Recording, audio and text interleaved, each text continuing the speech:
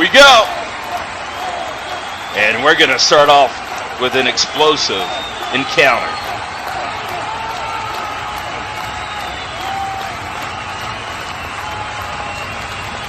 Amber Reed and Eden are face-to-face before WrestleCade XI. Welcome to Thursday Night Rise.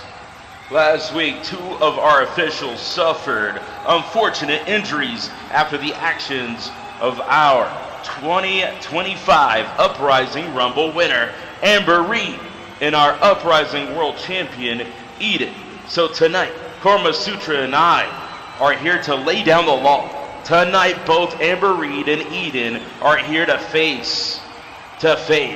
And ladies, you both know the deal. If either of you even think about hurting one another tonight or any of our officials surrounding the ring, Carmasutra and I have both agreed that we are simply not gonna put up with your shit.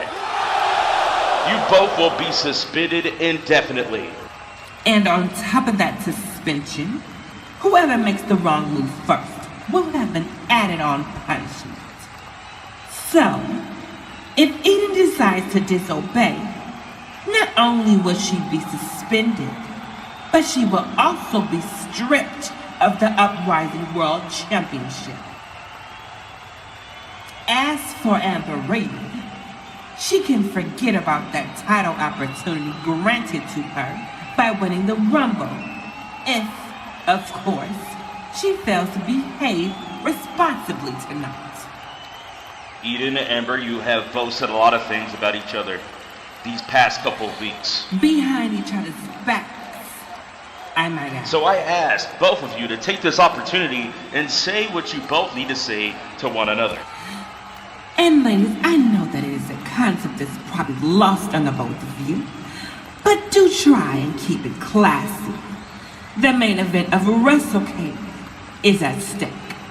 No offense to you both, Lions and I guess Carmasutra, but this whole thing is stupid. You see, I don't need this, whatever this is, to tell Amber what I really think of her. I don't know any of you or any of these people watching anything at all. You should be grateful that you even have this opportunity, because if it were up to me alone, you would already be stripped of that championship, especially after what you and Amber did last week. So be grateful, and most of all, show some honor and respect. If you want to walk away, Eden, go ahead and walk away. But that says more about you than any of us standing in this ring right now. Oh my. Why don't you just say it, Eden? Why don't you just do it? Why don't you tell me right now, face to face, woman to woman, what you really think of me? You've stood here in front of the entire Honorverse and got onto talk shows saying all kinds of crap about me, yet in front of me, you don't say much at all. I wonder why that is. Could it be that our so-called uprising world champion isn't a woman of her word at all? Could it be that the great Eden herself is afraid? Because judging by your actions as of late, within the last couple of months, since Carnage at the Capitol, really if I'm being honest, everything you have done is out of fear. You took me out inside the Carnage chamber when I wasn't looking, because you know you could never beat me face to face. You attacked me after the Rumble when I was covered in blood, because you know you could never take me on at my strongest. You blindsided me last week, because you know that if you were right in front of me, I'd never miss. Those aren't the actions of a champion. Those are the actions of a scared little girl who just so happens to walk around with a championship like some toy she'd never have again. You are a coward, Eden. Always have been and always will be.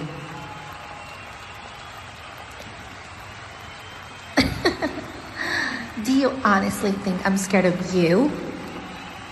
Give me a break, Amber. But you know what? I'm not surprised you even think that. You really believe your own hype, don't you? You really think you're the greatest woman to ever step foot in this division.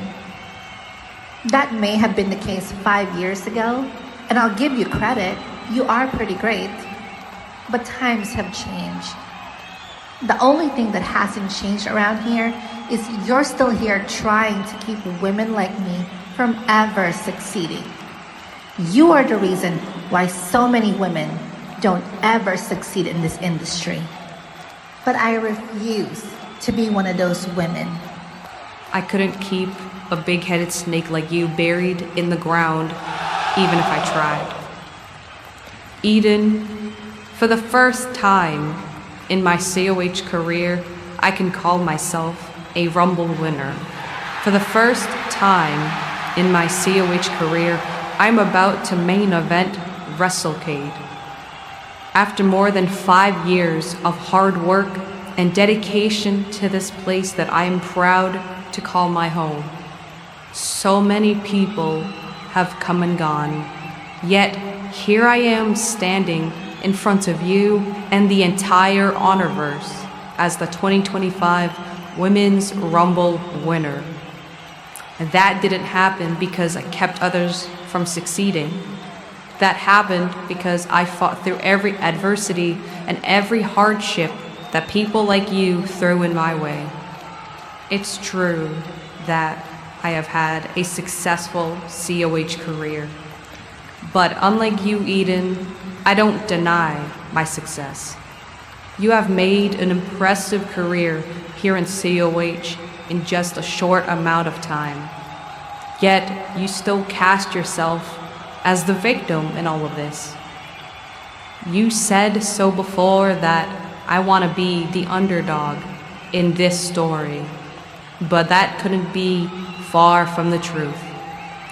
I'm not the underdog here, and neither are you.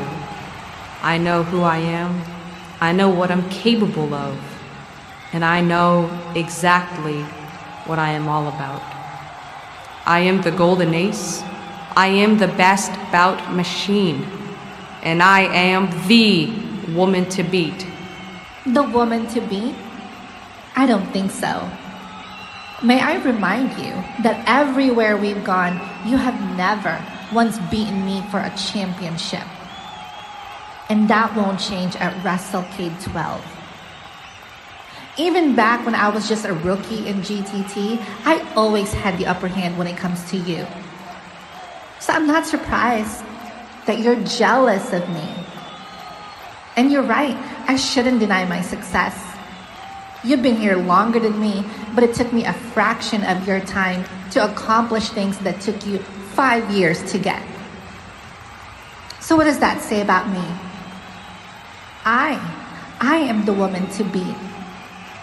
I am the one who has made this Uprising Championship mean something. So where's the things I get, huh? Where's the respect? Every chance I get, I make sure to put this championship on the line. I am shattering glass ceilings and I am breaking down doors you could never, ever imagine. You could never compare to me at all. The only door you ever knocked down was the door to Ryan Swift's bedroom. Oh! Oh my! Well, the gloves are indeed off now.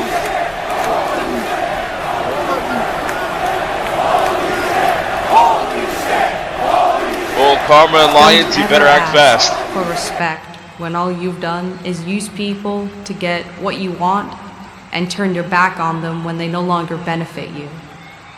Who would have thought that sweet Eden would turn out to be a manipulative bitch who would throw away everything just for a championship? If you ask me, Ryan deserves better.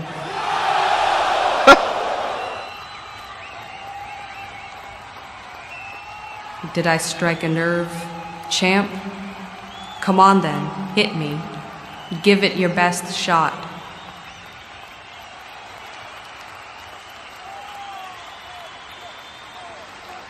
I remember when I first met you, Eden.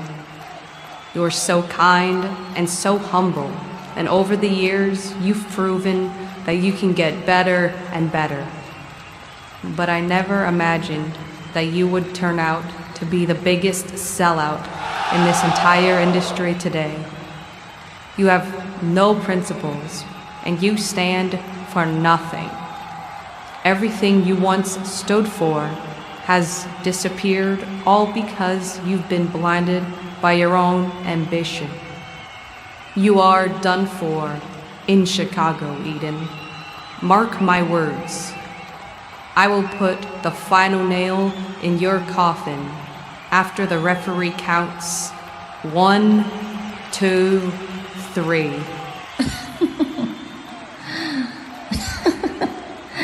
You are hilarious. Everyone seems to think that it's a foregone conclusion that come WrestleCade 12, you will beat me and walk out as the new Uprising World Champion. But let me ask you something. What happens when the great Amber Reed, the Golden Ace herself, fails to live up to her promise? How will you recover? When, not if, when you lose to me on the grandest stage of them all? Because here's a little reality check for you. Your time is running out. This might just be your last opportunity at a COH World Championship. And if you think I'm gonna go down easily, you got another thing coming. Everything you have done in your career, every victory, every accomplishment, and every bitch you have fought has led you to this, to me. I am your endgame. I am the one who is about to give you the biggest match of your career. I have given up a lot. I have given you up, and I've given Ryan up. So what do you think I'm willing to do in order to keep this championship, huh? But what about you? What are you willing to do to once again reach the pinnacle of women's wrestling today? Because I gave up everyone around me to be who I'm supposed to be, your champion, your Uprising World Champion. But you, Amber Reed, you don't know what sacrifice means. And that is why in Chicago at WrestleCade 12, you will lose to me. The only way you can be champion again is over my dead body. Are you ready for that? Are you ready to do what you have to do to beat me? Because from where I'm standing, I don't think you are. You have to kill me if you want to be champion. You're not ready, Amber. And you never will be. Wow. Well, ladies and gentlemen, it's almost time for WrestleCade 12. And these two rivals, it's all going to culminate on the grandest stage of them all. Will Amber Reed's journey be fulfilled, or will the dreams be crushed by Eden, the Uprising World Champion? We'll just have to wait and see next week. It's Chicago. But things tonight is just heating up between these two. And that's what it's all about. The Holy Grail of Uprising.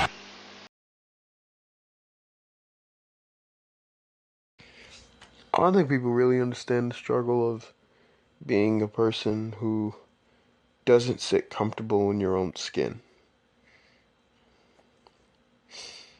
To me, that's the greatest battle you can ever fight. Fighting to remain comfortable. I never like opening up to people. It's one of the reasons why one of my last relationships fell through. My boyfriend felt that I was closing myself off, that I was not communicating, that I was leaving him personally into the dark while I suffered in silence, and he couldn't help me out as much as he would want to, and he only left because he didn't want to see me self-destruct and take him down with him. And honestly, I don't blame him. I never knew how to express myself because truthfully, I don't know how to express a person that doesn't exist. To me, Angel Jr. died a long time ago and he's been replaced by APH. And, well, I mean, you've seen the results of APH.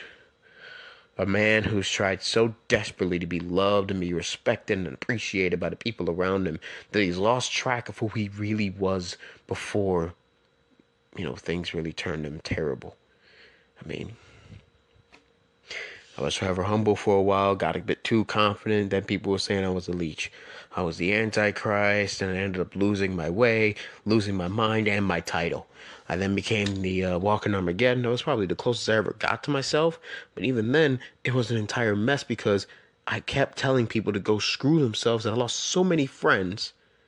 I ended up watching my own family break apart in front of me. And then I became the Almighty Kingpin, and all that really was a chance for me to get an excuse to have the most elaborate, grandiose entrance on the planet, even though it would mean that in a Rumble situation, I would be in the ring in a shorter amount of time than I would outside of it.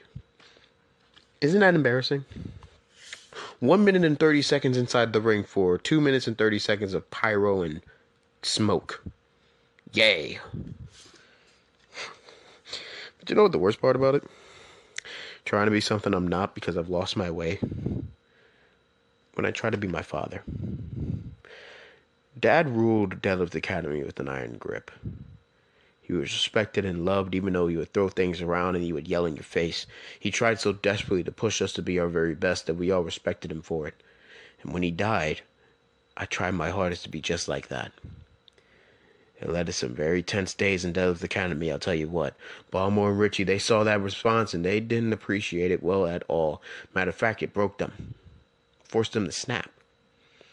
It almost made things a bit hectic. Things almost came to blows before WrestleCade, but we calmed ourselves down. But after the show was over and Baltimore was injured and I was loud and annoyed and Richie was throwing all things all over the place and ranting on socials, things just, it broke, And Baltimore coming back and telling me that I needed to fix things and admit to my faults. It was something I didn't want to do because, quite frankly, I hate having to admit that I'm wrong, but I also hate to admit that I'm vulnerable and that I'm weak, because I don't want people to think I'm too weak. I'm this 6'10" monster. I should be the strongest guy on the planet, but in reality, I'm just a kid that's been broken mentally too many times. So in a way, I'm happy that Baltimore went to Lions. I got this match booked. Because for my 5th WrestleCade, I can do something I've never done before. I'm not going there as a facade. I'm not going there to impress people. No. I'm going there as myself. The real me. And I'm going to make things right. Not for the influence. Not for Baltimore, not for Richie, not for my father's legacy, not even for the fans. For myself. Because I'm tired of hiding behind a mask. It's time I fully open up. It's no more about people liking me. This is about me loving myself. See y'all there.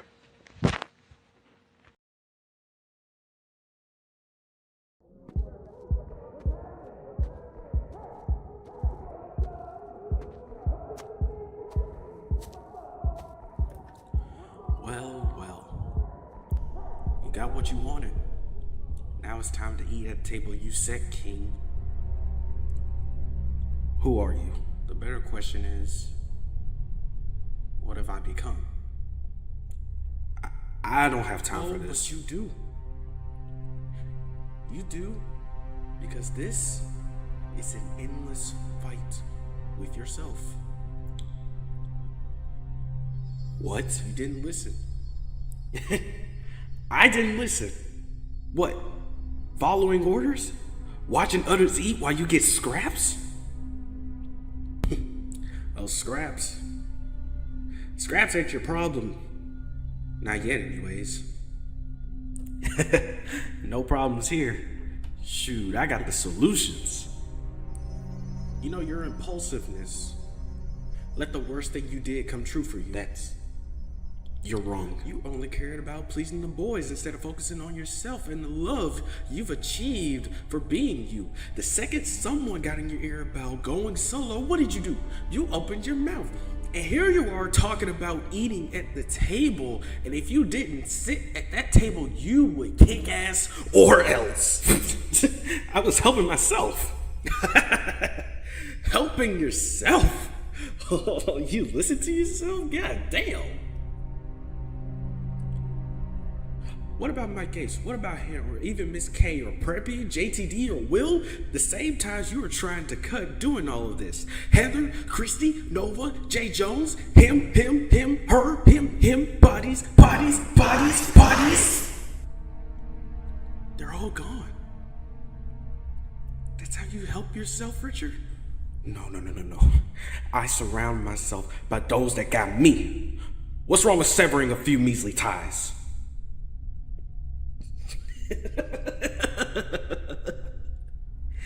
They don't see it that way, my man.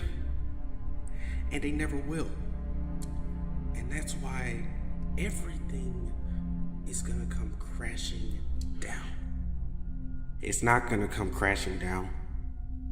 I'll cut those ties and start anew. At the end of the day, no matter the outcome, you will still be alone.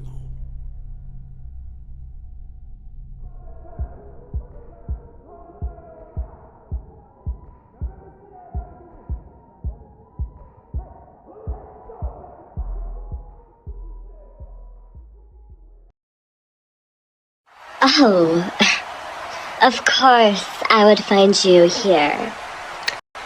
It's like so sad that you don't have your own personal locker room.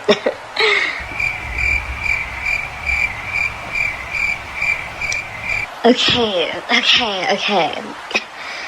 I know you like totes don't want to hear this from me, but I personally wouldn't trust Candace if I were you. I mean, she did strike you in the face. And P.S., she's the one that, like, totally told me to duck so she could hate you. I'm not one to, like, gossip, but I overheard her planning an attack against you later tonight. So, if I were you, I would take the first move. Gabbie, if I have learned anything in the years of knowing you, it's that you're more than just a bad singer. You're also a horrible liar. And have a tacky sense of style, but that's not my point. So whatever you think you're trying to do, it's not gonna work on me today, nor any day. And besides, don't you have a match you need to pay attention to? I know it's hard to wrestle when you don't know how to in the first place, so break a leg. Or your nose again. Listen, Maria. I'm serious right now. If I wasn't serious, wouldn't I call you Whore Rosa? But seriously, Candace backstabbed me. She's supposed to be my cousin. I've known her long enough to know what she's truly like. So, I'm just warning you. I gotta go. Prepare for my match tonight. Toodles. That was so easy. No, Candace wouldn't do that. Maybe? Maybe she's right. No. Ladies and gentlemen, I hope the show's been enjoyable for you tonight, as I'm standing by right now with the COH Tag Team Champions, SOF. Now guys, COH has recently signed a new tag team, Wasted Generation, and they made it perfectly clear that they're coming after your titles. What's your reaction? Wasted Generation. That name alone just tells us everything that we need to know. Yeah. Wasted potential, wasted time, and at WrestleCade, wasted breath. This company didn't sign contenders. They signed A bunch of losers that belong in the crowd, nowhere near these titles, nowhere near a ring. They don't want competition. They want a shortcut, and they're dumb enough to think that running them out gets them one. Well, another thing I have to touch up on is that Anthony's name has also been in the headlines, with rumors that he may have left the company. Any thoughts on the matter?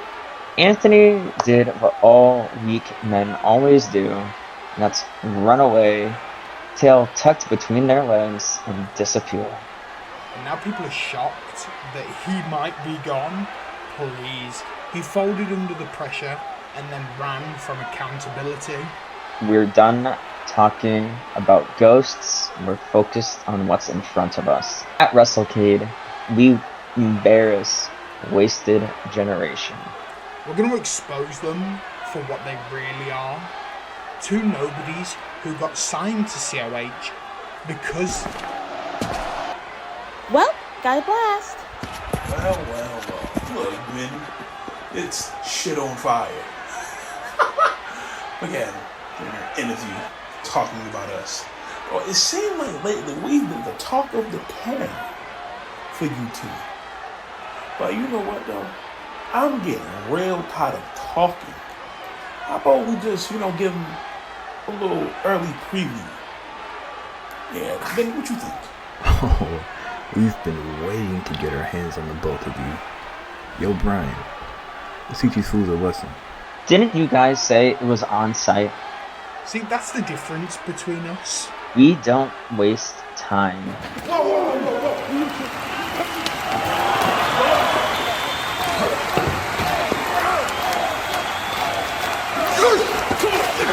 It is breaking down between the Wasted Generation and Stars on Fire in the backstage area. I'm glad Miss K got out of the way because there goes Wasted Generation.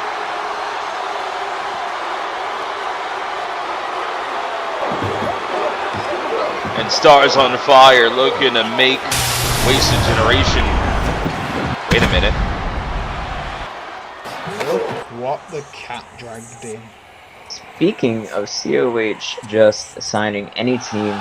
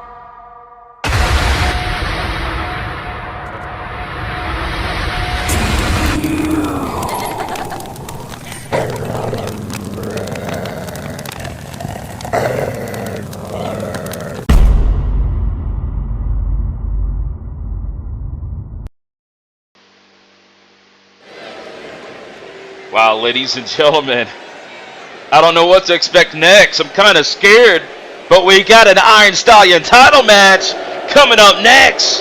And here comes one half of the gold-blooded from Philadelphia, the home of the Philadelphia Eagles and the Super Bowl champions. Well, Kansas City Chiefs don't like them one bit here tonight, because we're in Kansas City, and it's Colby Williams. Ladies and gentlemen, an interesting fact about this title match: the winner of this matchup will be the Iron Stallion champion going in to the Mr. WrestleCade matchup. That's right, the last title match before the big over-the-top rope battle royale. Colby Williams Last season's Mr. WrestleCade. Looking to be the first ever two-time Mr. WrestleCade. But can he walk in as Iron Stallion champion? Kansas City Chiefs a bit salty about that loss back at the Super Bowl. They're not a fan of the Philadelphia zone Colby Williams, but wait a minute. The newly crowned went through two men to get to the top of the mountain. He is the wild card, Mike Ace. And Mike Ace went through hell and back with Raleigh Dillon and Hunter Quinn last week. I've been told they're watching in the back alongside Carlos Corvo as the Mr. WrestleCade is upon us. As Colby Williams was last season's Mr. WrestleCade. But will Mike Ace punch his ticket all the way to the grandest stage of them all? Finally achieving singles gold here in Code of Honor. And now, these two rivals, they faced before, they'll face again, this time for the ultimate prize. The Workhorse Championship, the Iron Stallion title, hangs in the balance, coming up next.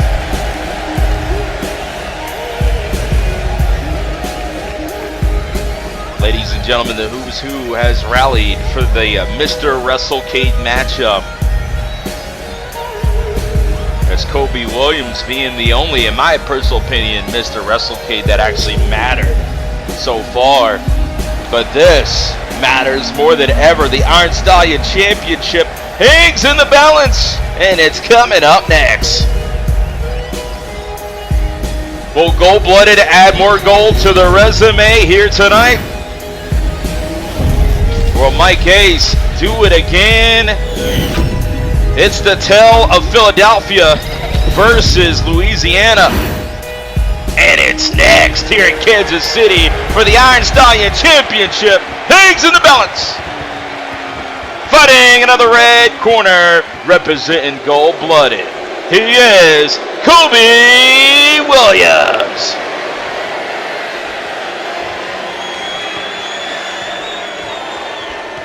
And fighting out of the blue corner, he is the reigning Iron Stallion champion from the Cash Money Cajuns. He is the wild card, Mike Ace. Let's get down to business, shall we? Before the Battle Royal settles it all, who will be the champion going in to one of the biggest matches on WrestleCade weekend?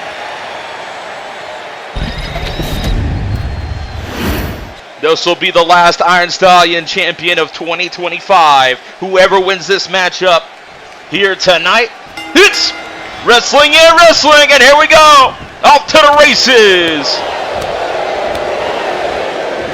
Colby Williams, a former Iron Stallion champion, looking to get back to the limelight in more ways than one with a standing corkscrew. Moonsault there, and driving the knee straight to the jaw with a knee strike. It's a Gary counter. We got a title match here, but we got Games of the Galaxy finishing up here tonight with the qualifiers. Everybody wants to make it to the grandest stage of them all, but there's only one man in this matchup who will make it as Iron Stallion champion. Colby Williams is locked in with the headlock, and he doesn't give a damn what Kansas City thinks. You can hate it or love it, Gold-Blooded is on top. Adding the newest addition, CJB, to the lineup. And of course, Amber Gage, Juice out with an injury, and the real deal Will Steele single-handedly took over the Rumble with an iron fist. Northern Light suplex though. Mike Ace back in the game. Oh, forearms collision is off the course. And Colby Williams at the cover. No, but he's busted him open. And right now, Colby Williams telling him to get up. It's far from over between these two. It's downright personal and a flying headbutt. When you least expect it, Colby Williams thinking outside the box.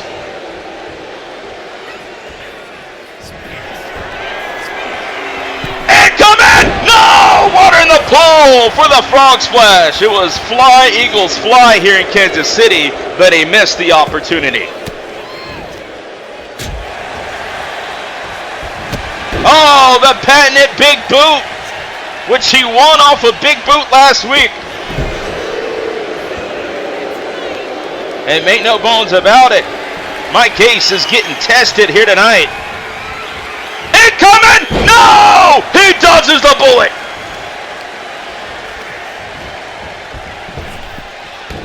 Duck under. And the big boot! He scores! 1, 2! No! It's just a 2 count. Colby Williams hanging on in this matchup. Brings him down with authority. Cover 2.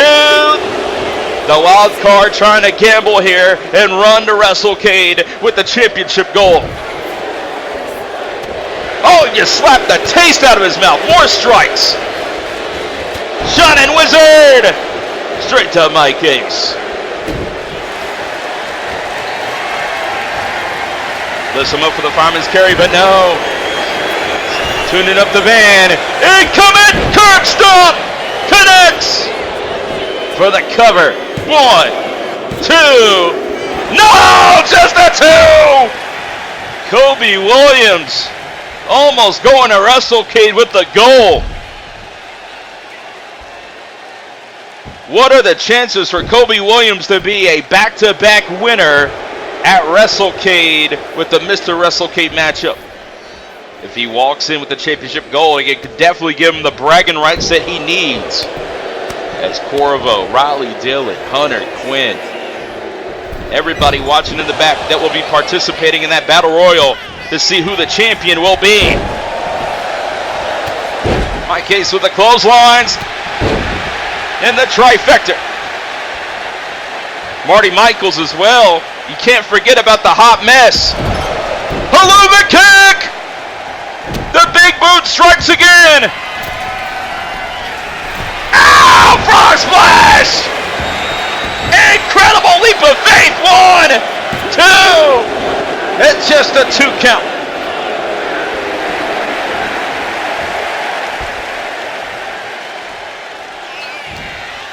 Incredible match so far. They are going the distance. And that's what it's all about for the Iron Stallion goal. Hard work pays off. And right now, Colby Williams going straight to the bank with the kick to the chest right there. Could have just caved in the chest of Mike Gase. Flying with a clothesline. It connects.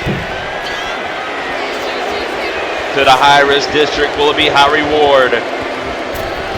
He connects with a phenomenal elbow. He scores.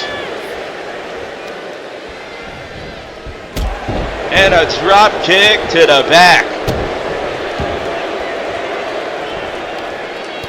And of course, Kansas City hates Colby Williams.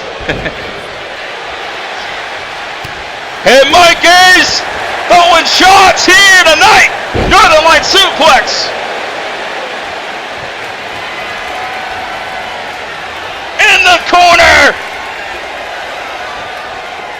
No, counters it. Counters the drop kick. That might have just hurt the back of Mike Gase. Known for his back problems.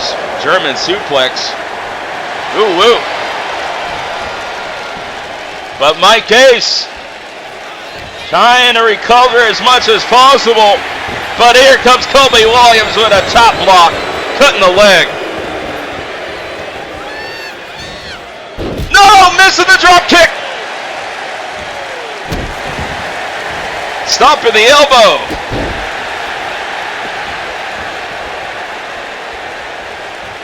Mike Gase a bit rattled.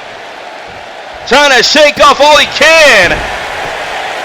That wasn't pretty, but he's going for the cover. It's just a 2. Referee, come on, man. Colby Williams had the ropes right there. He didn't even call a rope break. Clothesline!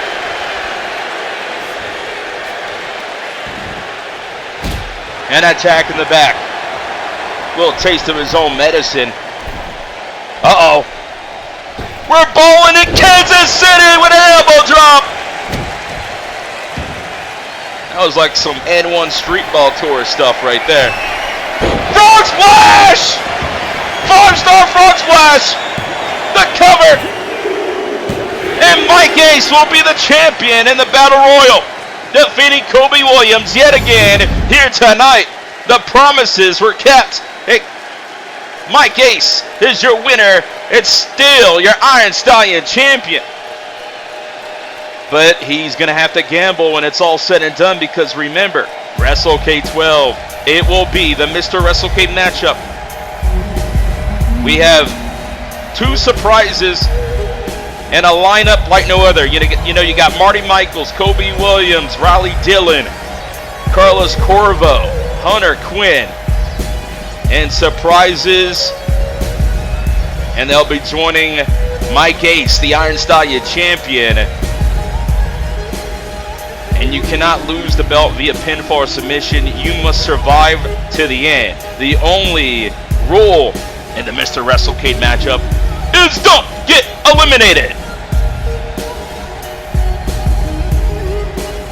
Well, Mike Ace went through some extreme competition here tonight to remain Iron Stallion champion.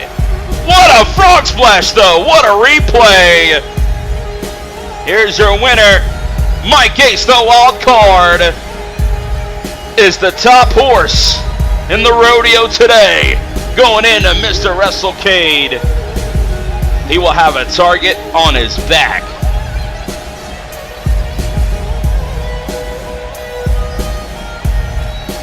Well, Colby Williams lost, but he can bounce back at the Cade as the Battle Royal is set. But here's the champion, the last Iron Stallion champion of 2025. He'll be going to 2026 at WrestleCade 12. What a big win for Mike Ace. He remains on top.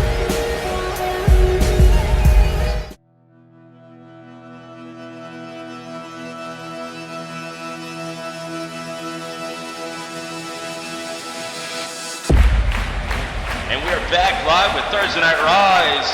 Rolled out the red carpet. Things are about to pick up here in a matter of moments.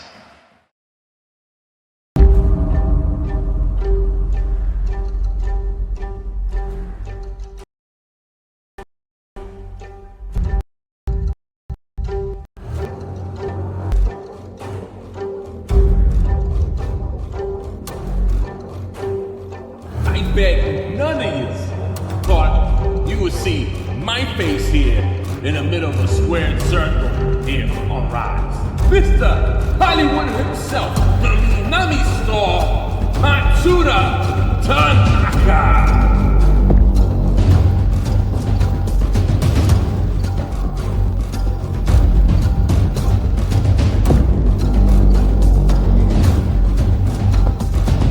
I got a big surprise for you.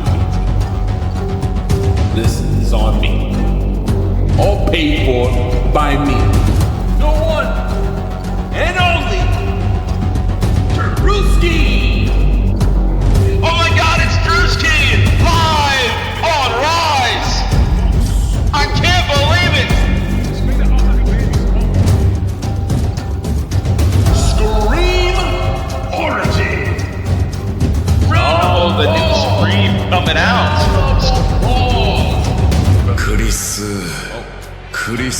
Sorry. その全てに感謝している。だが実家に戻り、父と話してから俺はずっと考え続けていた。そして俺たちは一つの結論にたどり着いたんだ。今は別々の道を進む時なのかもしれない。Yes, I get going. Hey. Knock him out, Jim. First of all, Tasanji's going to hit the exit. Says he's not needed for for this situation is Matsuda Tanaka has got to prove it to himself. Decision. Ladies and gentlemen, please welcome more than ever. 2025 Rumble and the Jungle winner,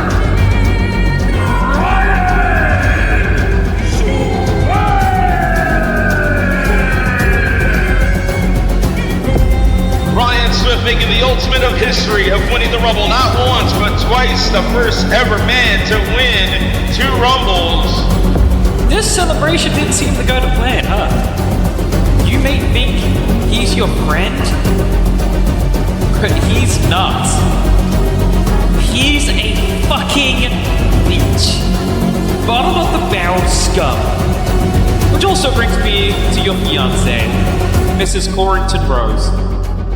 It is so crazy to me that you think she cares about you, when I don't even think she knows what's going on half the time. And I think deep down, you know she doesn't love you.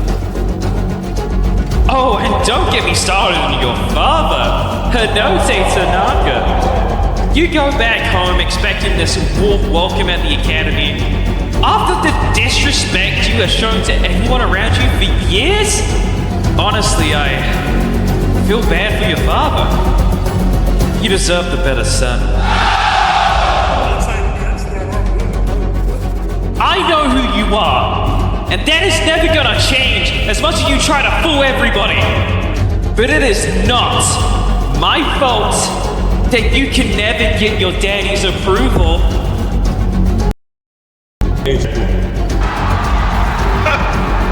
Oh my. He really did it this time, and it's break it down here. Drewski, get out of there. You might get hurt.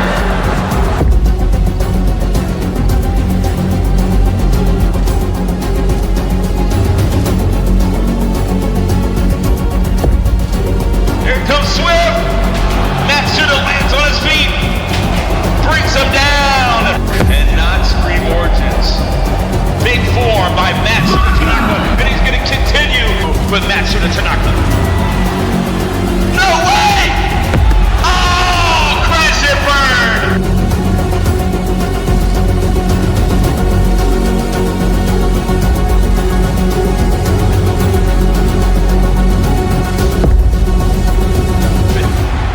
He's busting him wide open.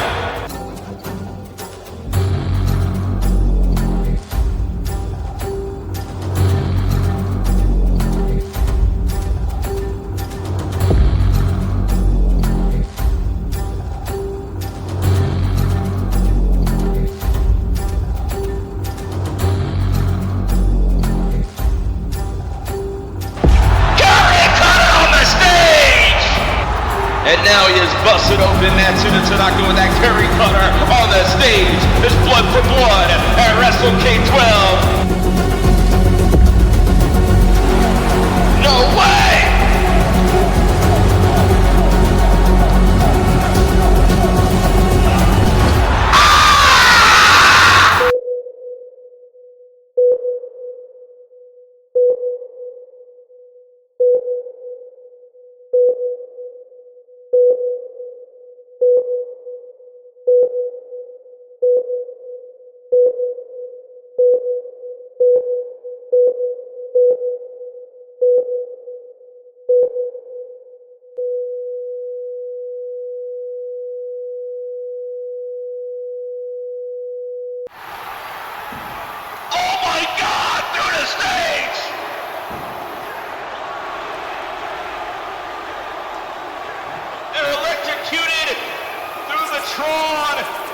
Ladies and gentlemen,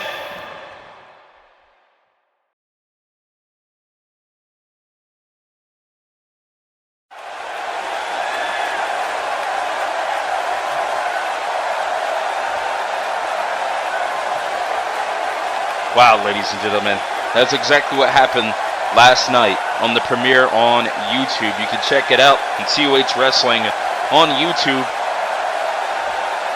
The exclusive place to watch WrestleCade XI. But is he here, ladies and gentlemen? I can't believe it. He went through hell and back last night. He was put to a stage.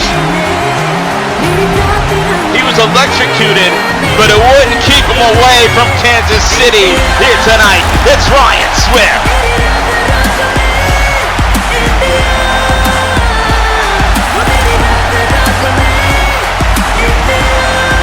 For a moment, I thought that was the SwiftCade shirt, but wearing something else here tonight. But he's here on Thursday Night Rise as the Road to WrestleCade. Cut the music! Cut the music! Usually I'd like to come out here with enough pyro to light up the 4th of July, but I'm simply not in the mood tonight. Matsuda Tanaka! I always knew you were a gigantic pussy! Please tell me how I was the one speared through the Tron, but I still show up to work first. Yet, you are nowhere to be seen. Fine. Because with WrestleCade around the corner, I have a lot of things I have to get off my chest anyway. A lot of times I'm asked why I hate Matsuda Tanaka so much. Ladies and gentlemen, it was never something he did to me personally, no. Years ago when we faced him for the first time at WrestleCade X, it was simply about who was the best in COH. But it has grown way significantly since then. Because it's not about who was the best this time. No. I hate Matsuda for who he is. I hate everything about him. I hate the air that he breathes, and the fact that I even have to share the same confines as him makes me sick. He is everything I have worked my entire life to never be.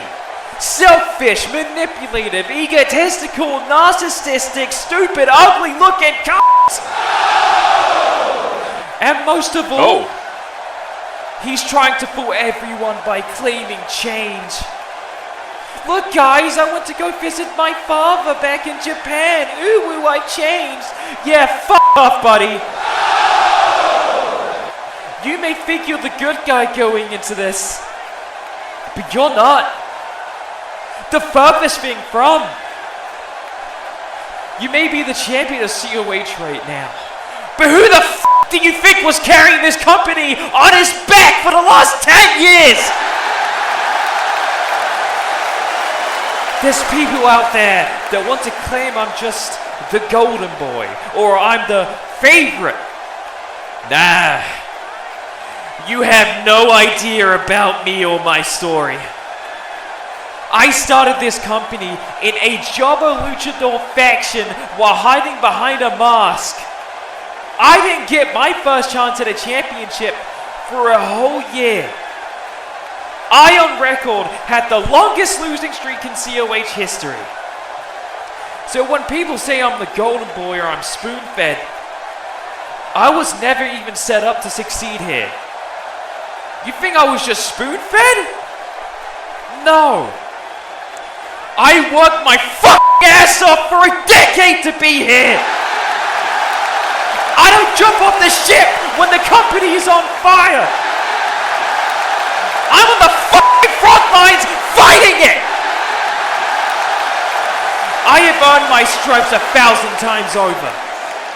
And if you think I'm going to be sorry about being here right now, you are wrong. Because I deserve this. Because I have earned it. Somebody like Matsuda, he debuts on WrestleCade.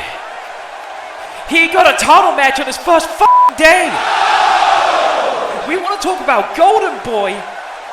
He wants to complain that the company's against him. Bitch! Have you seen your fucking history? I'm not the one who's protected. You are. He never had to scratch and claw like I did. He has no fucking idea what it was like for me. And he has no idea about the position I'm in now. Matsuda, I'll lay things out very clear for you. This is everything to me. You think this is only about your vengeance against me? Nah. It is so much more. You lose. You still got Chris Moltisanti by your side. You lose. You still have a fiance to go home to. You have the mansions, the lights, maybe even the father. I don't have that. Why do I want the Overdrive World title back so bad? Well, it's simple. I don't have control over anything in my life right now. I don't have a mentor by my side no more. I had to kick him in the head and he hasn't been seen since. I don't have a best friend to go to. I don't have someone at home to go to. I've lost everything that has mattered to me. And the only thing in this world that I have any control over right now, the only thing that I can get back right now is the COH Overdrive World Championship. So if you think I don't need this, fuck you. Because I need this more than you can ever imagine. I don't give a fuck about your goofy and agent. I don't give a fuck about your dumbass fiance. I don't give a fuck about your master Uguay father. The only thing I am focused on is you. Because I'm not walking into WrestleCade to wrestle you. I'm not walking into WrestleCade to tear the roof down. I'm not walking into WrestleCade to have a 6-star match. I'm walking into WrestleCade to get my redemption, to get my championship back. But most of all, I am walking into WrestleCade to kick your ass!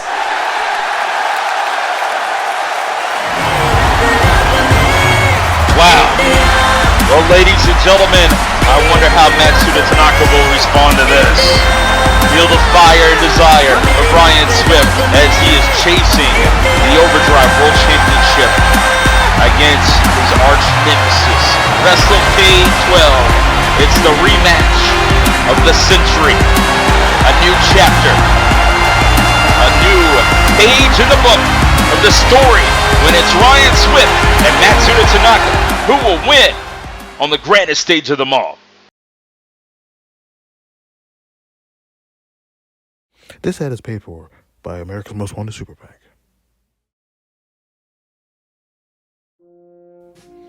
Tone White, a beacon of hope. Am I talking in third person? I hope. But tonight we're going to take a nice look at Aiden Robinson, the man who is currently COH United States Champion. But the most egregious thing about him, not that he's young, not that he knows what 6'7" is, but it's that he knows and that he said, I heard this from a friend of a friend, he said that he doesn't like Wicked. I know, that's the most egregious thing ever. We cannot have that. Cut, hold on, it doesn't feel right.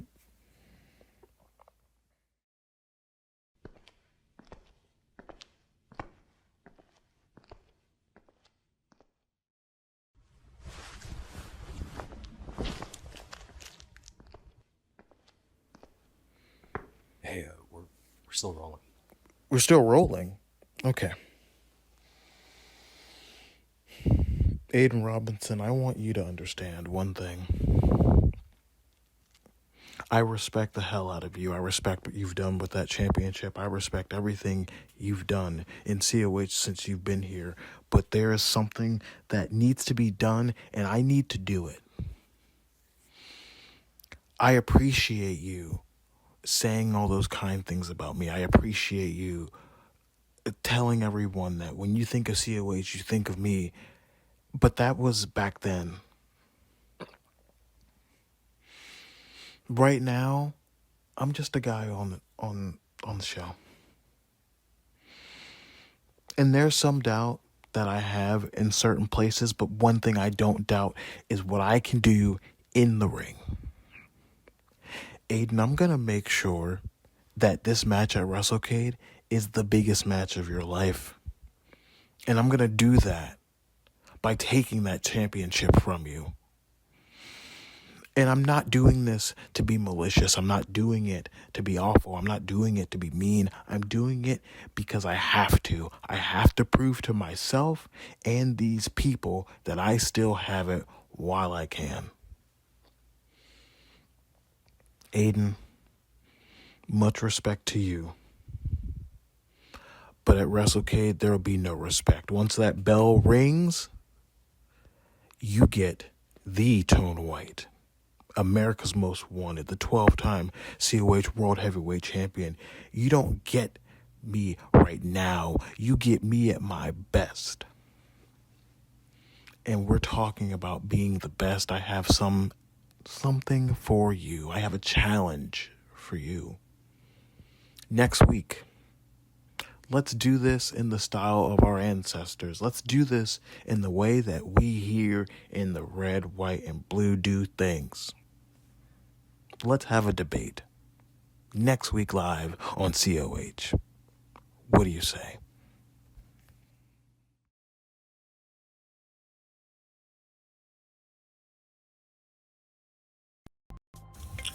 Hey yo, Tora.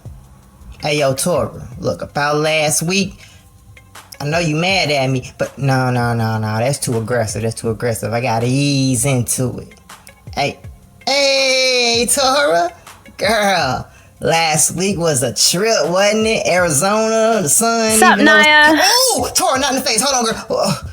Hey, you can't be doing that, okay? You trying to give me a heart attack? My steps couldn't have been that quiet, mate. But, what are you doing out here? Usually you're in the Money Mafia clubhouse. Quite a shock seeing you hang here, yeah? Ugh, yeah, it's a long story. Basically, I got taken out of the tag title match at WrestleCade. Bugger! I would have loved seeing you kicking it out there. I know, right? Then when that happened, me and my mouth, I snapped, cussed Carmasutra out. She was in there crying and everything, so I had to leave.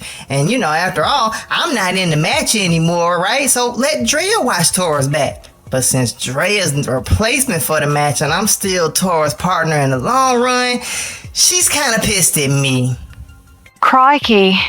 Sounds like you're in a pickle. Oh, I am, shout out, but I am. You'll be right.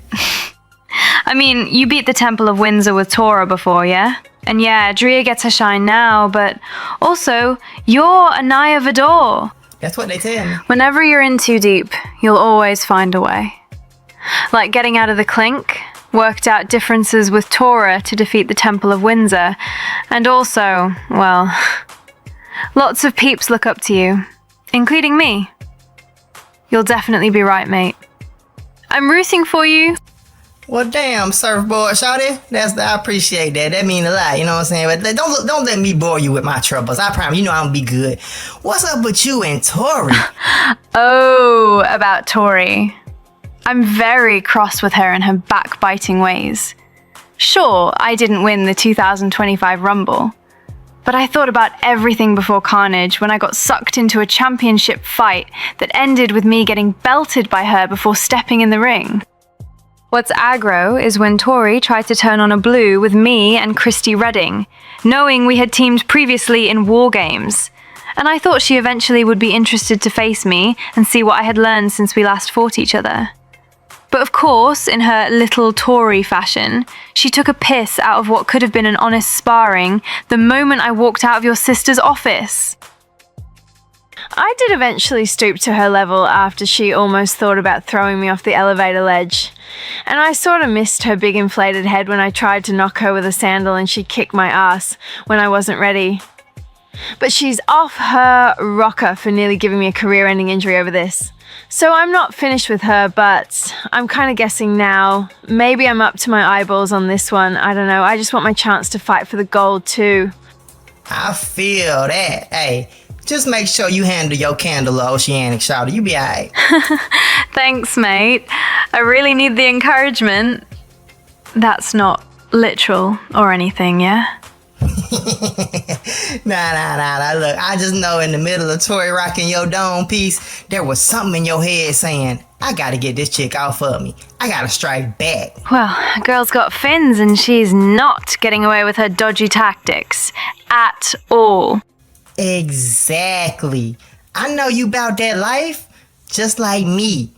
You know what I'm saying? Don't think me being down here means I'm scared or nothing like that, or Tori. You know what I'm talking about? Because, you know, I'm respecting boundaries of our relationship, but I definitely ain't scared of shouting like that. You know what I'm talking about? Ooh, Aniyah? I know she the money mafia enforcer, and I respect that. You got to. But Aniyah, I'm the big body mate, mommy, shouted. on I'm second the thought. gift. Miss she don't miss. I hit Tori with the alley-oop. And this is where I make like the waves and head away from the shore. Yeah, that's exactly right. It's a sure shot. If she was to go one-on-one with young Nia, baby, I don't play that. You know what I'm talking about? Because I go upside her head. I'm me. I'm from Miami, shout. How I do, shout. Hey, where'd she go? Oh, hey, girl, Tora, girl, how you doing? You sure is quiet, but I guess that's why you the enforcer of Money Mafia. I've been waiting for you at the clubhouse, Aniyah.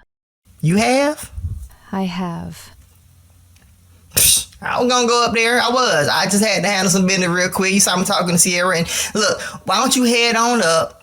I'll be there in about 30 minutes. Wendy's got these chicken tenders I'm trying to try, and I'll meet my DoorDash driver. I'll be right up. Just 30 minutes. I have a better idea. What you talking about?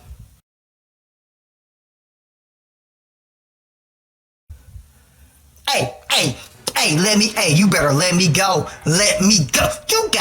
You got 3 seconds. Let me go. 1, 2, 3.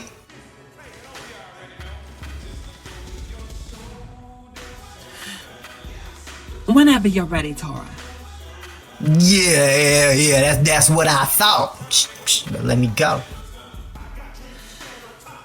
Hello, Aniyah.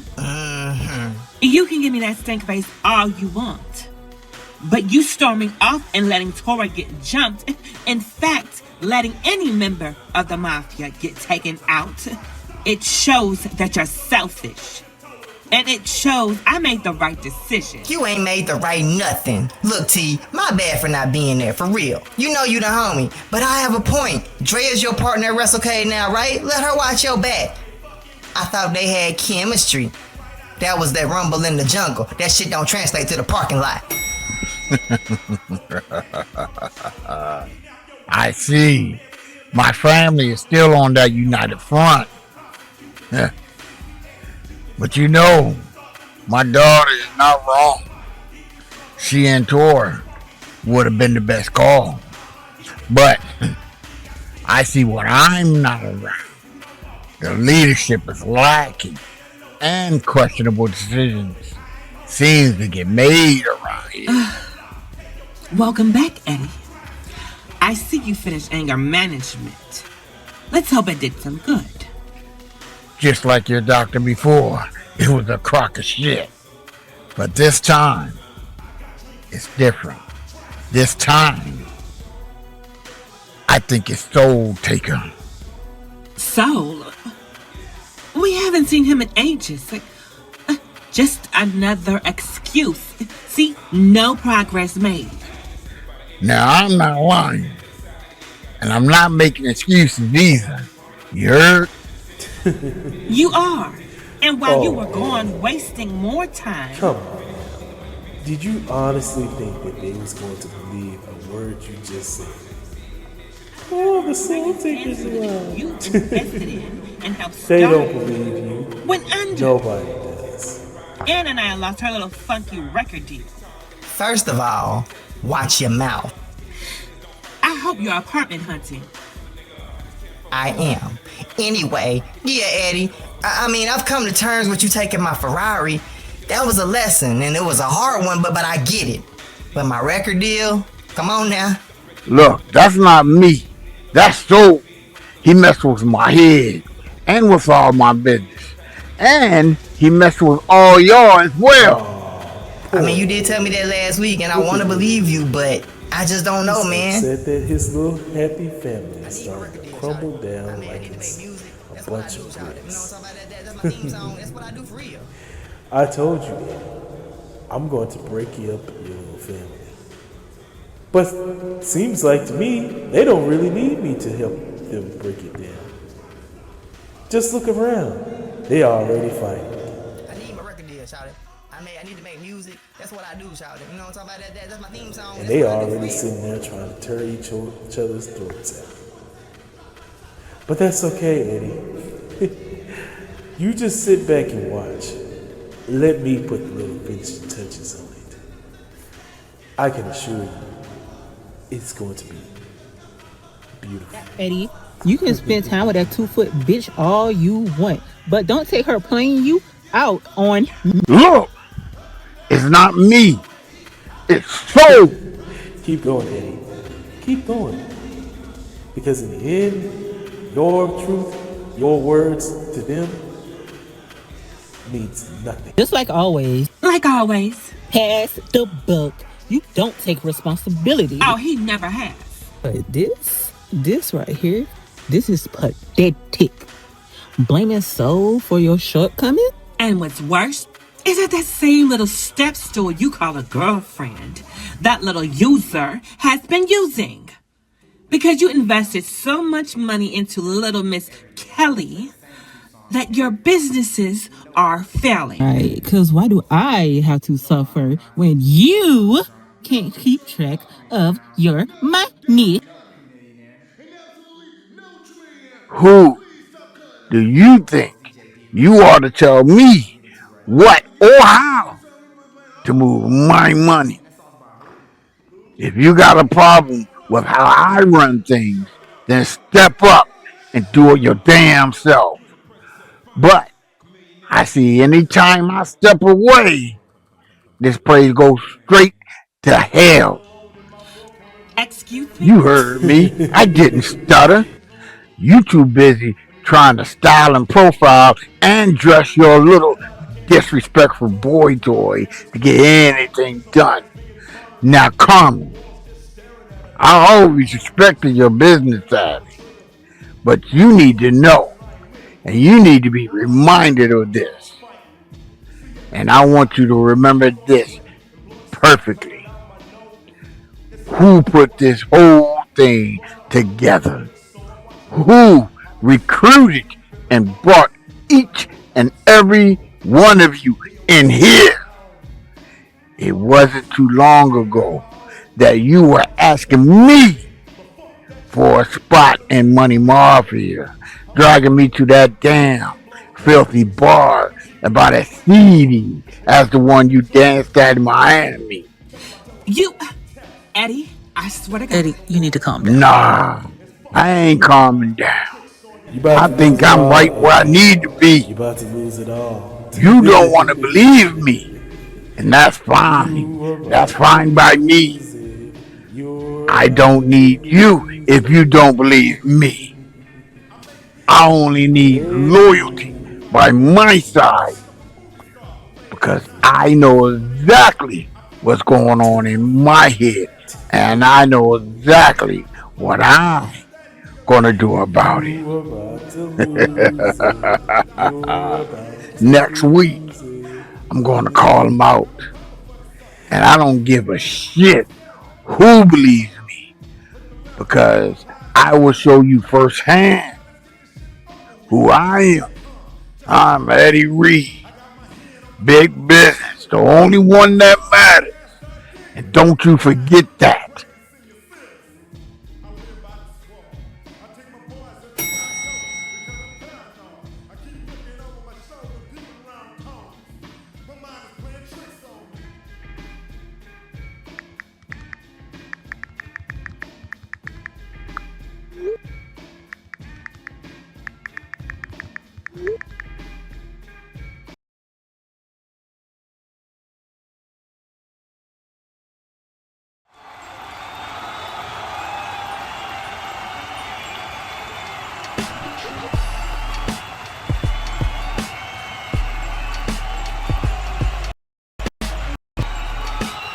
Yeah, there's the guest of honor. Almost thought you wasn't gonna show up. Yeah, look, whatever, man. Let's just get this over with. I got places to be. Hey, trust me, there's no fake. Just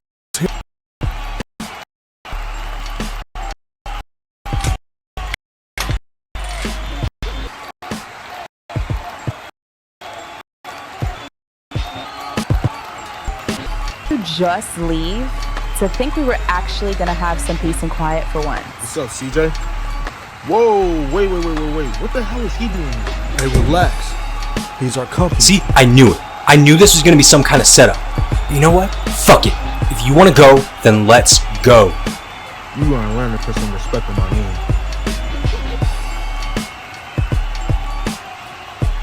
That's enough! Obi. Justin over here is our humble guest in our home, so I recommend you check the attitude and show him some hospitality. Do I make myself clear? Justin, I do apologize for the rough introduction, but I am glad that you accepted my invitation. I think it's long overdue we had a little chat, my friend. I understand our last encounter didn't really go well. That's in the past, right? Let's talk about the future. Cut the shit and get to the point, Will. I don't care about formalities. I just want to get this little meeting over with, because like I've been saying, I want no part in whatever any of this is. I have one goal going into WrestleCade, and that is to win the Games of the Galaxy briefcase. I told Jordan Richard, I have no interest in alliances or getting involved in some high school drama that doesn't concern me. And guess what? The same thing goes for all of you. Especially after your little lapdog over there tried to stick his nose in my business a few weeks ago. Man, if it wasn't for that old timer, you'd have got handy. Colby's recent interest in your business has nothing to do with me, nor did I condone it. It's by his own fruition. And his recent transgressions against you shall be addressed at a later date. But that's not why I called you here, Justin. See, I understand a recent divide has formed between our friendship, and with both of us in Games of the Galaxy, I want us to be back on the same page, you and I. And to prove that, I'm willing to extend an olive branch, so to speak.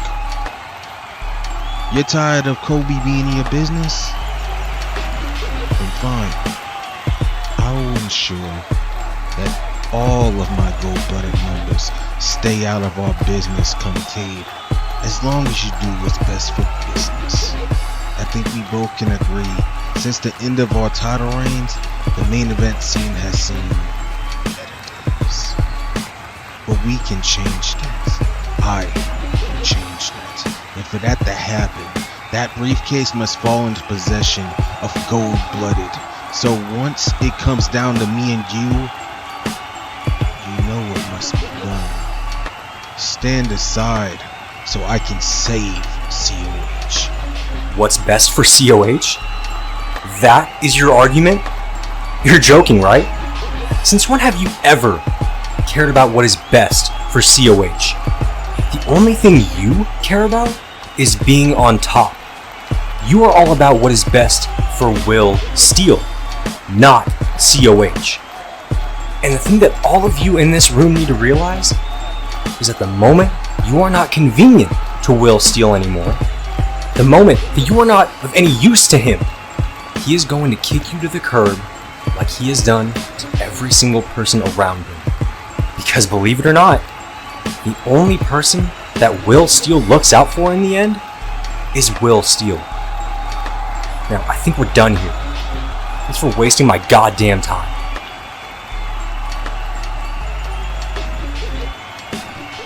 But I tell you before, you gonna learn to put some respect on our name. And what are you gonna do about it, huh? I figured that you'd know by now that I'm not like those guys that you fought last week. I mean, I'll rip your fucking head off.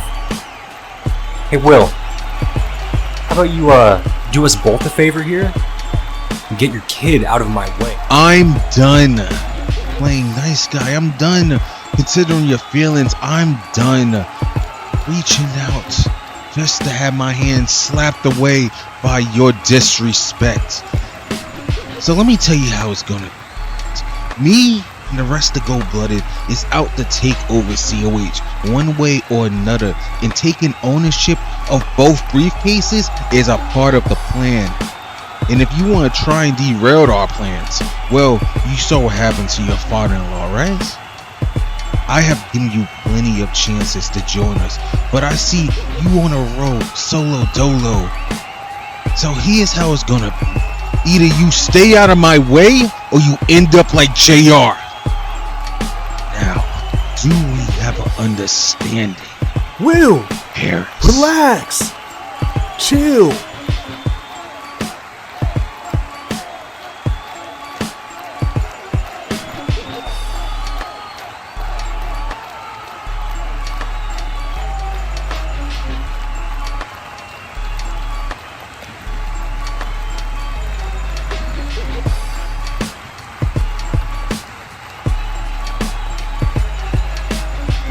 You should leave, like, now.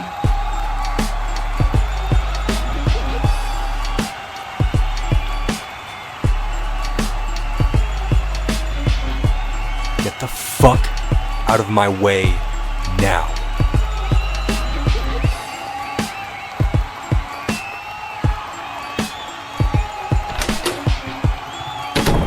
What's gotten into you? We'll wait.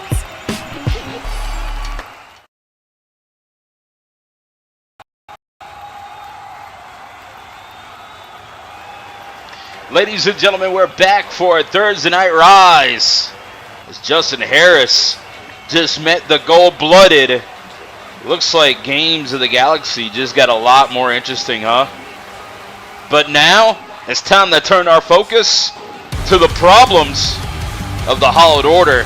And that problem seems to be Chase Owens.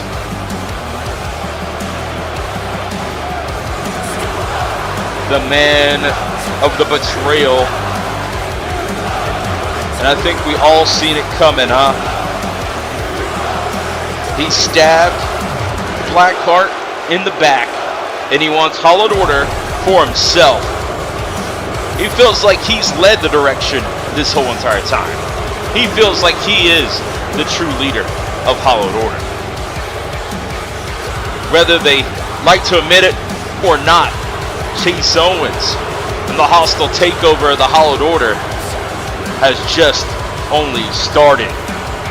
Chase Owens clears the air and addresses everything coming up next. Well, hopefully he'll give us the answers we're looking for.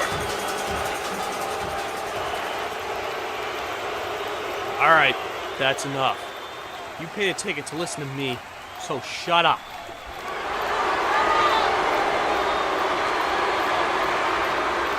Why, Chase, why? Isn't it obvious? Do you morons honestly need to ask why I attacked my so-called group leader? All of you have watched the Hallowed Order crumble for months. Everything was fine until the award show. But you finally decided to show your face for the first time since WrestleCade. The first time since you cost me and Hunter our tag team championships. You ruined everything! But I decided to trust you. But that sacrifice did absolutely nothing, Michael. You brought an unwanted company. Your leadership went out faster than APH in a fucking rumble. And I had enough.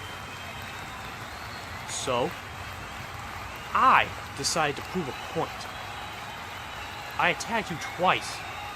I made sure your bitch ass wasn't going to Games of the Galaxy. In a completely different scenario, I wouldn't want this. But I want my leadership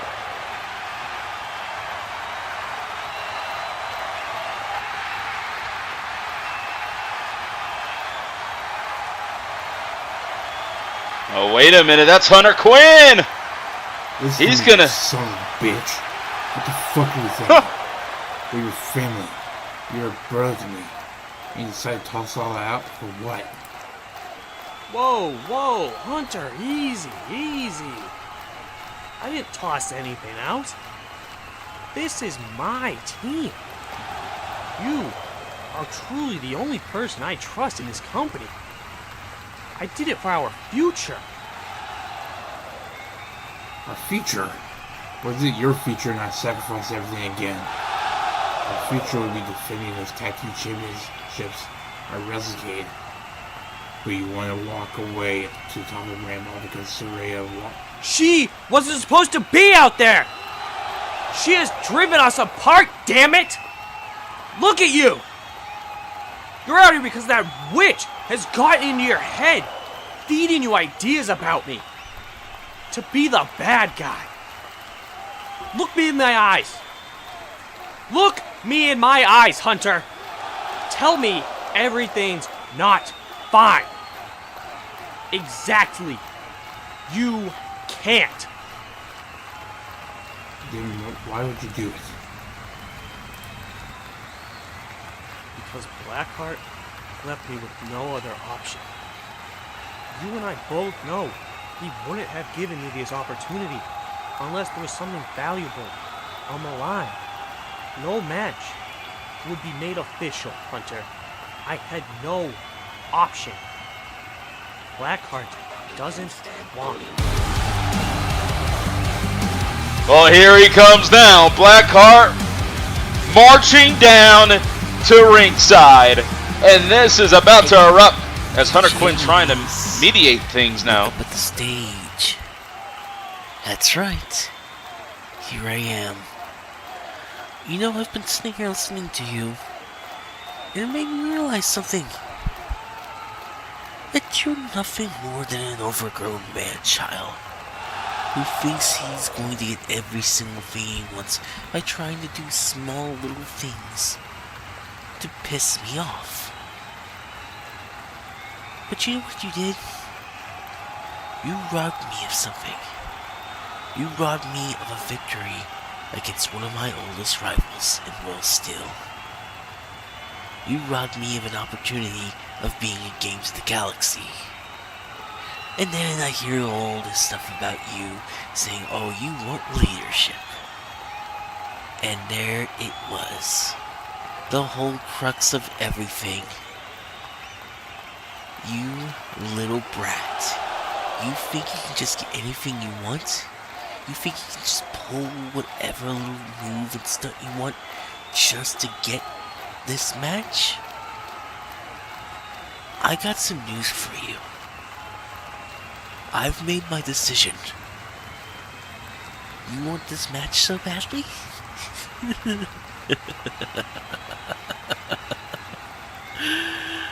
Oh,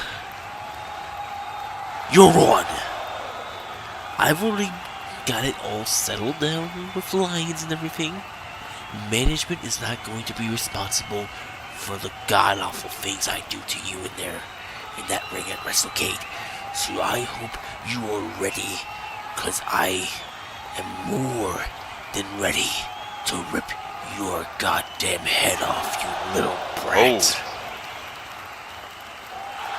He's not gonna wait to WrestleCade, he's gonna do it right now, and here we go! What a slugfest here in Kansas City! It's official, Blackheart versus Chase Owens at WrestleCade 12. But they're not going to waste any time. They're going to tear each other apart right now.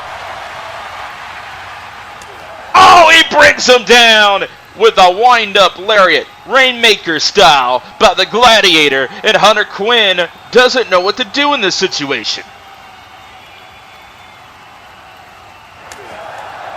As two members of the Hallowed Order feel like they are the leader of the pack.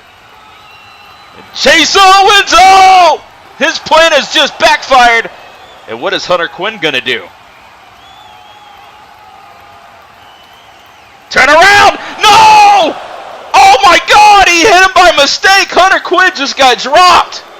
And Chase Owens is going to walk out like he was right all along about Michael Blackheart. Blackheart says Chase Owens is a dead man. In Chicago, it's going to be an all-out war between these two. And ladies and gentlemen, Games of the Galaxy continues.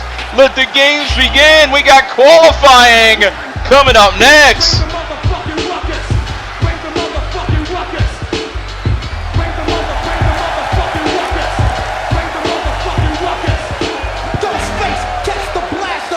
For the Shaolin Warrior, Jay Jones, here in the honor zone, ladies and gentlemen. Is he going to WrestleCade 12 in the Games of the Galaxy matchup? The All-Star lineup.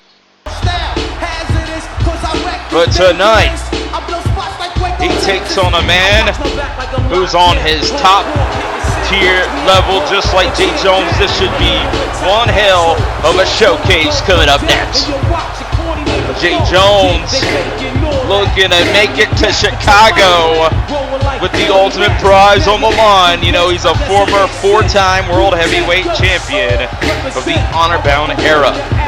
Looking to get back up to the top, the tippy-top level of esports entertainment today.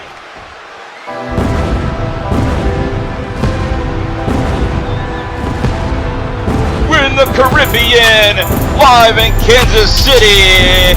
There's Kendrick, Carter, Preppy in the honor zone.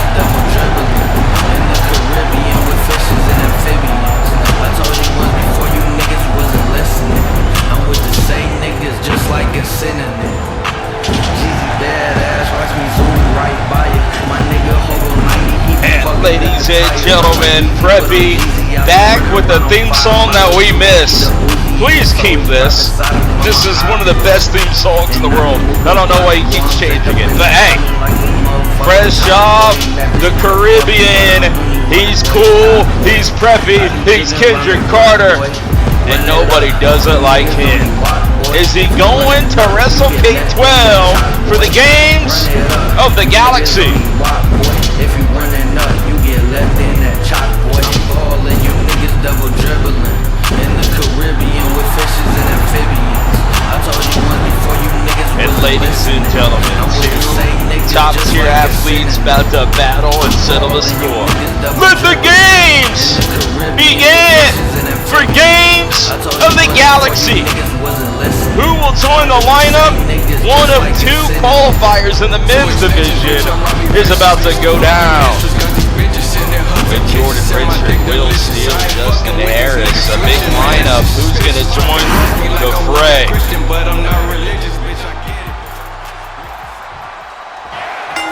It's time for wrestling, and here we go. It's esports entertainment at its finest. And the Shaolin Warrior not wasting time. It's crunch time as we're only moments away from 2026 in WrestleCade 12. It is crunch time for both these men because the loser doesn't go to WrestleCade. The dreams indeed will be crushed. The winner will have the ultimate challenge. One of the biggest matches in WrestleCade history. It has made champions. It has made moments in our industry. Who's gonna go the distance here tonight? As he's locked in, Jay Jones, the Shaolin Warrior, what a tight grip. Hammerlock is applied, and he brings him down with authority. To the corner, can he go for flight? No, missing the diving drop kick.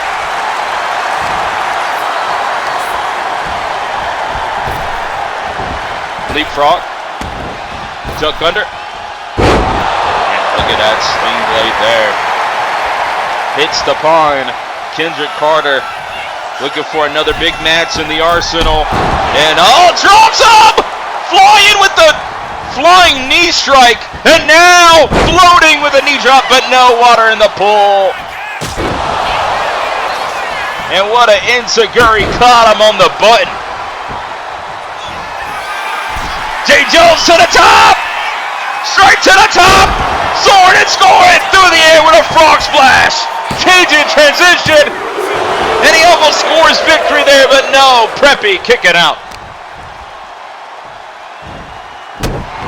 Stopping on the arm, and Jay Jones into the corner, the Hallowed Warrior. Aim, ready, set, fire! Bang! To the back of the skull. Oh! He dropped the bomb on him. 1, 2. It's over. Oh my God, Jay Jones on top of his game, and he's going to WrestleCade 12. He will join the many men, in the Games of the Galaxy matchup. Jordan Richard, Justin Harris, Will Steele, the list goes on and on and on, and Jay Jones will be added to the list here tonight.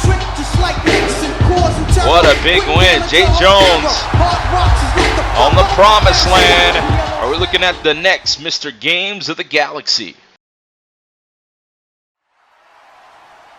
Excuse me, sir. Are you allowed backstage here? Oh my God. Ah! Oh wait.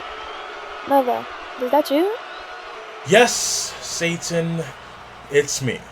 I thought you were the Elephant Man or the Hamburglar or something. I had no idea. Oh my God. Look, is there a reason why you're fucking with me right now? Because I have more... You know what the hell you did. You can't just seem to get over the fact that I kidnapped your little girlfriend all those years ago. You mean 1.5 years ago? That's not important. What's important is, Kayla seems to be over it. Me and her are like besties now. Besties?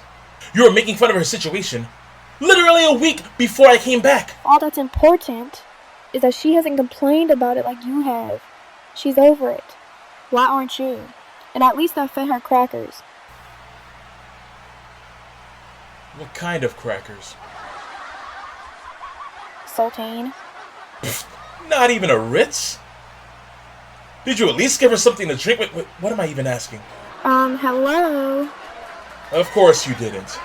I like to think that my diet made her a champion.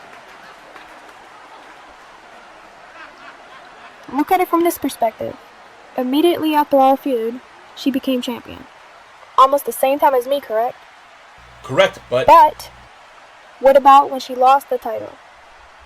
I bet she wasn't eating those nutritious saltine crackers now, wasn't she? So what you're saying is, it wasn't the fact that I got my brains bashed minutes before the match. That it was actually... Actually, most of the roster had a party that night to celebrate. Do you know how happy everyone has to be to not fight at Waffle House? Okay, now I know you're full of shit. Why are you here? Why the gaslighting? Wow, you're dense. You've been talking shit about me almost as much as you talk shit about the man that messed up that already messed up face. Hey, I cheered for you in the beginning. I even called you T-Rex. For a Red Ranger like myself, that is one hell of a compliment. And yet you would have loved my methods before anyone outside of Sleepy. Then why didn't you kidnap me, since you're here to help Sleeper? Because you're rude as fuck. Also, Justin probably would have made sure you wouldn't survive the ordeal. I'm gonna be honest with you, okay? I am more cautious of you than I'll ever be of someone named the Louisiana Mole. I'm sure that'll change when he wins the Games in the Galaxy briefcase. Oh. Ooh, yeah. Okay, this will be awkward. I don't want to surround myself with losers.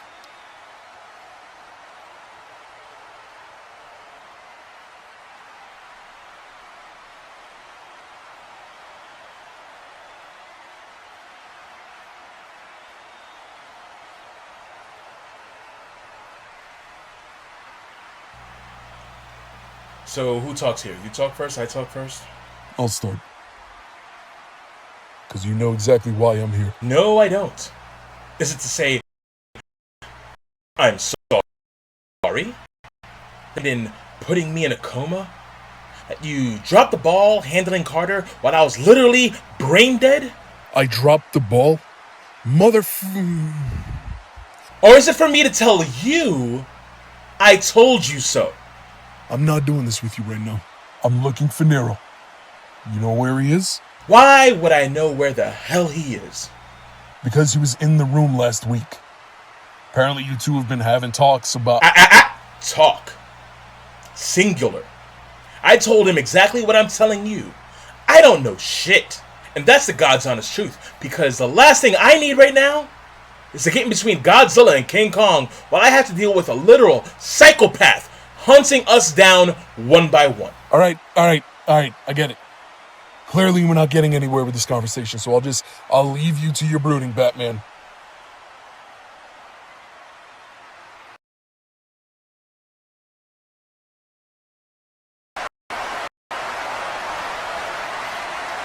Glamour is forever.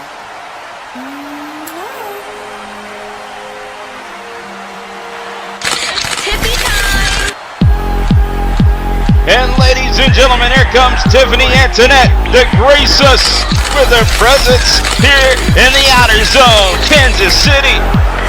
A bigger star than Taylor Swift. Move over, Chiefs.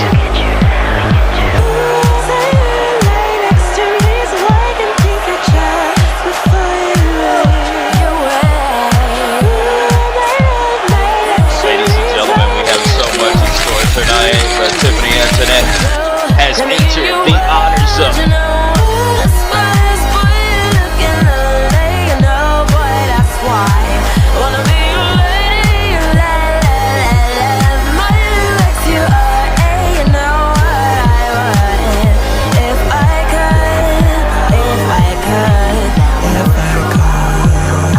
What is she gonna say or do next here? She addresses the Honorverse on the road to WrestleCade.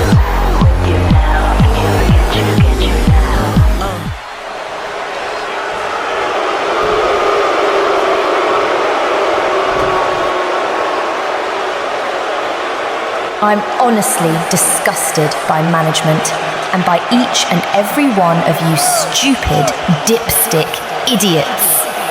Oh, how come on. dare you have the brightest star in this building sidelined for the biggest pay-per-view of the year?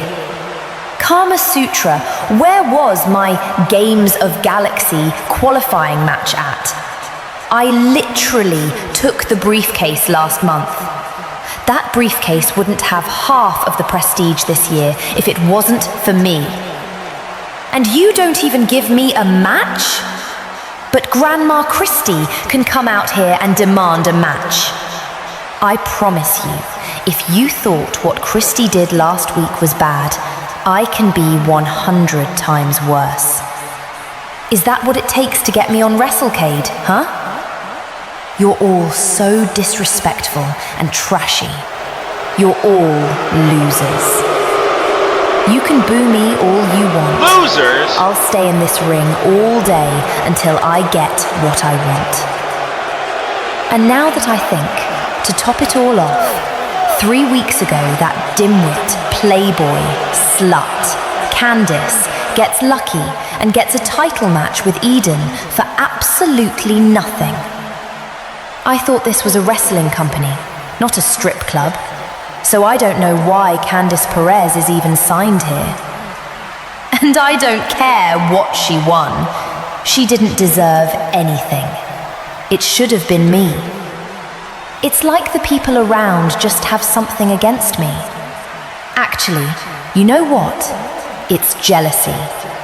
You're all jealous because not only am I a hot blonde bombshell who's also one of America's top rising actresses, but I'm not an idiot like everyone else in this company, and I was born better than all of you sloppy, stupid, street trash, worthless idiots. And I'm so sick of the ongoing disrespect to the woman who's the future of this company. So Carmasutra, what are you waiting for? I'm asking you. Actually, I'm demanding you come out here right now and put me on WrestleCade. Oh, wait a minute. Tiffany Antoinette demands to be on WrestleCade XI. But we got Candice. Candice will be making her way to ringside, but I can't believe this. Gonna interrupt Tiffany Antoinette. This is gonna be interesting, I can tell you that much.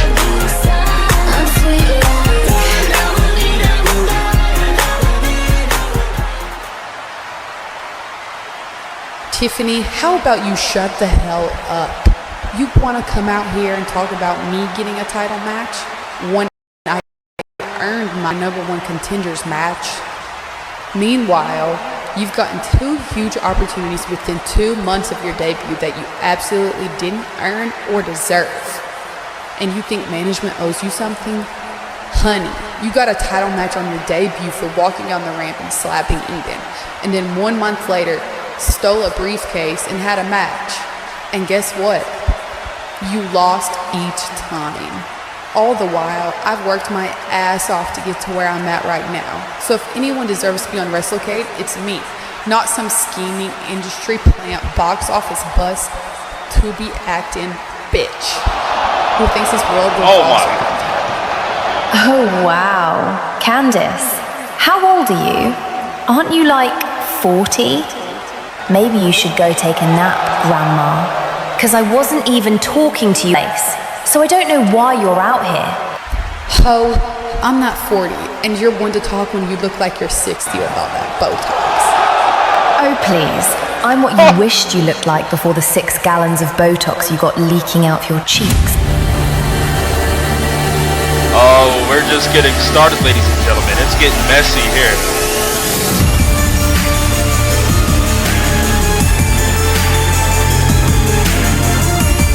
Here comes the mountain, Maria Cattaneo. Wow, I have never seen someone so full of themselves. If anyone deserves a shot at WrestleCade, it is me. You are complaining about title matches you've lost when I have been working my ass off for 2 years and I've got nothing. Tiffany, not only are you cheap and you're a cheater, you cause all of this chaos just to get what you want and you waste it. And Candice, you are my friend, and I'm still trusting that you really didn't want to hit me. But with how things have been lately, I have to be on guard at all times. Who's to say you wouldn't try and knock someone else down to get higher on the pedestal? And I can understand that, but it should never be one of your friends. Hold on. Maria, what are you even talking about? You should know me better than that. You know I would never do that to you. I know, but it is so close to WrestleCade, and I know you want an opportunity just as much as I do to prove yourself on the biggest stage of all. But I haven't had the greatest luck with friends turning on me, so I'm sorry if I am a little precautious. I get it. Trust me, I do. Everyone wants to go to WrestleCade. Everyone wants the opportunity. But I value our friendship more than that. And on top of that, we need to focus on our common enemy. Tiffany. Maria, don't listen to her. She's lying to you. She hit you on purpose because she's a jealous bitch. So instead of worrying about me running my mouth, you should be worried about how many trains are getting ran in yours. Because we all know you're the biggest whore in the locker. Oh! She Candice, said too much. Here comes Gabbie Spears. And just laughing up a storm. It is spilling out. So much drama. And Maria Cattaneo being drugged out of the ring.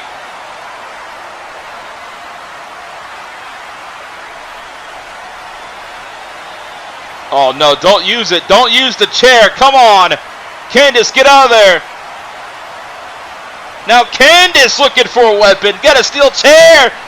This is going to be ugly. Hit me, Any instant. Hit me. What's going to happen? Tiffany, sweetie, are you done? Because that was the most embarrassing temper tantrum I have seen on this show. You come out here screaming, idiot, like you're some valedictorian of anything than poor decisions. And let's clear something up, because your little meltdown had more lies than sense. You literally took the briefcase. Baby, that wasn't earning anything. That was stealing. A crime, not a qualification. I don't reward these, especially sloppy ones. You say I have something against you. No, Tiffany. I have nothing against you. I have something against your behavior.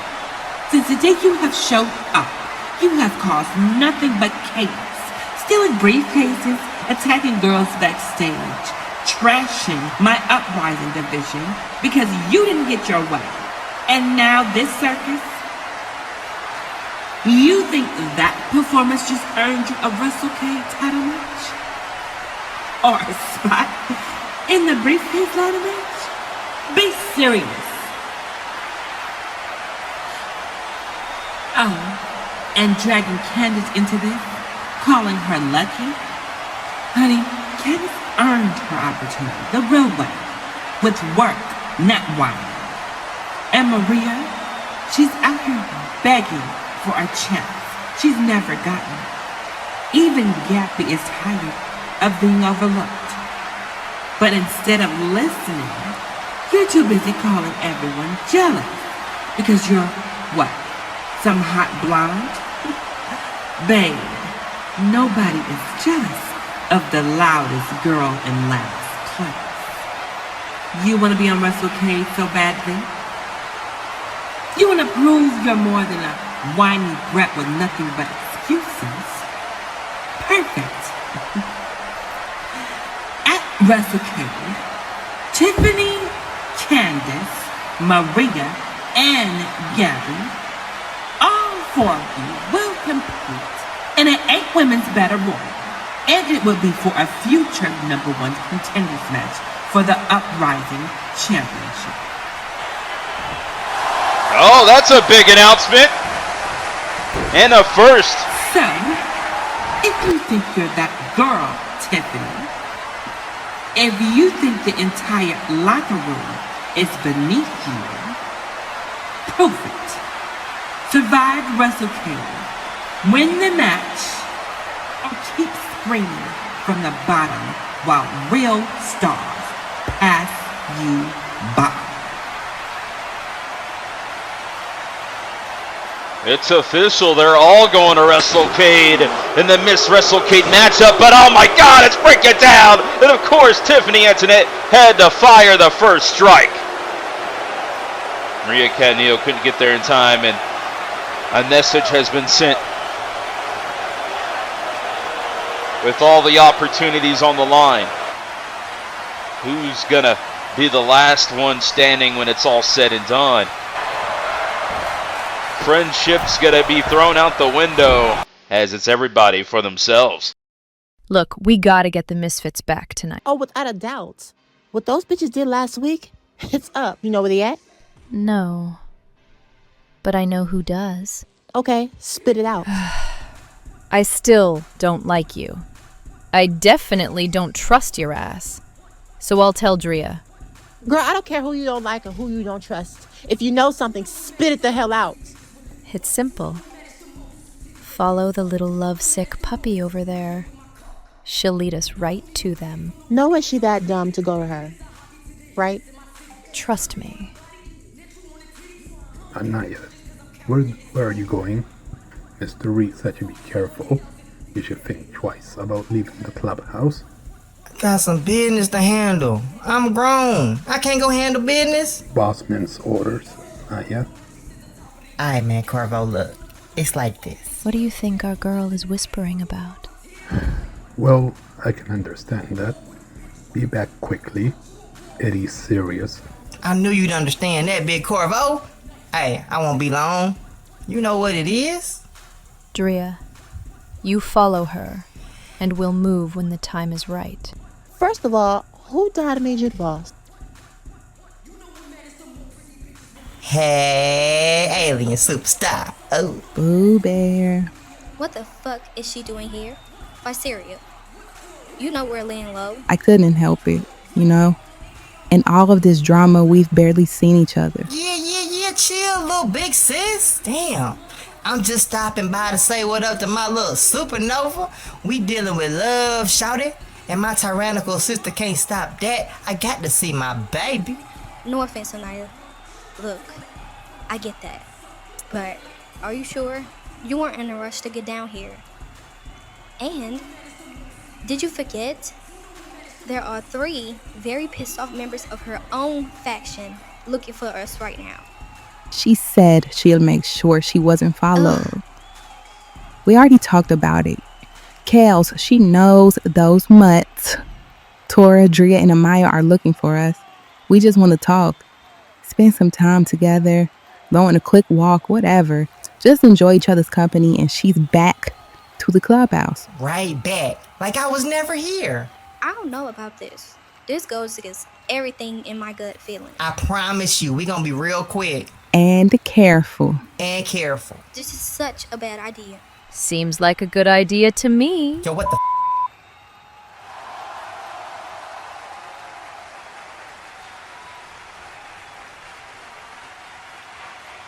Don't take it personal. It's just business. But if you jump in, I'll have to put you down like I would anybody else.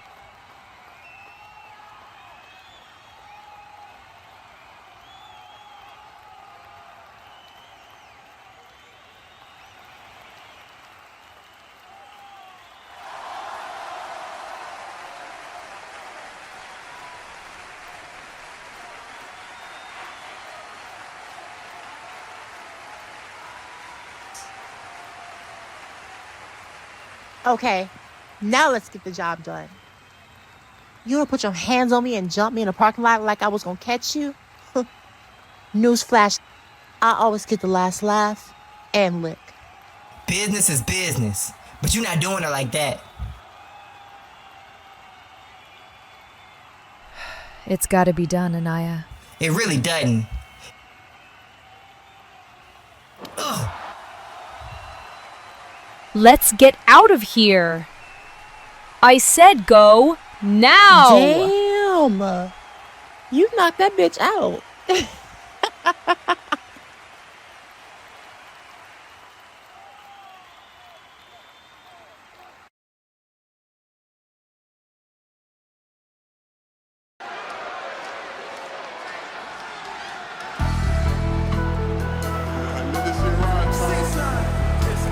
Ladies and gentlemen, it's Thursday Night Rise here in Kansas City. We're back. And it's been electric so far, but here comes the #1 contenders of the Tag Team Championships. The newest edition, the Wasted Generation. Vinny Guerrero and Brian Phillips live and direct here on Thursday Night Rise. And they got a sure shot against Stars on Fire. But what the hell happened earlier tonight? What is going on? Who was behind the attack backstage as it erupted?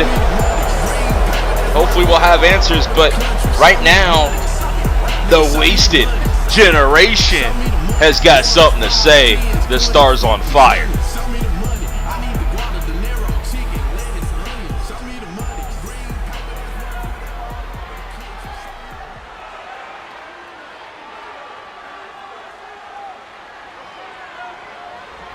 Stars on Fire.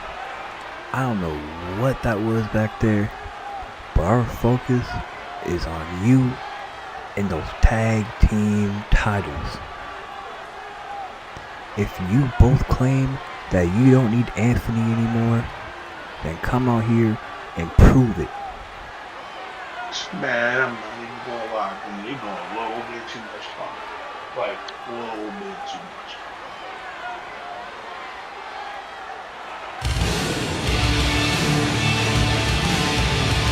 Oh, here we go. and business is indeed about to pick up live on Rise. You ask, you're about to receive, and the tension is building in the Honor Zone as here comes the COH Tag Team Champions of the World, Alex Surefire, Thomas Starr. They are the Stars on Fire. And now kicked to the curb, the megastars on fire. The Hollywood dreams have been broken forever for Anthony Mahulu. We do not know if Anthony Mahulu will ever be back here in COH, and I don't think the Stars on Fire care. But oh! It was a setup! Brian Phillips went soared through the air and landed on top of Starr. And here we go, it's breaking down before the tag team titles are even at stake. And oh, Surefire trying to take out Benny Guerrero, both luchadors in the landscape of esports entertainment.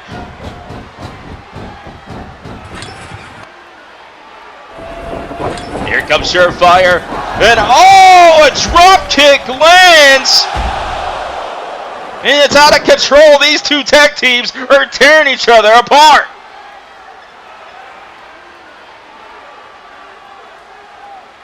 They're not going to wait any longer. It's breaking down here on Thursday Night Rise, and Brian Phillips trying to come out and save Benny Guerrero.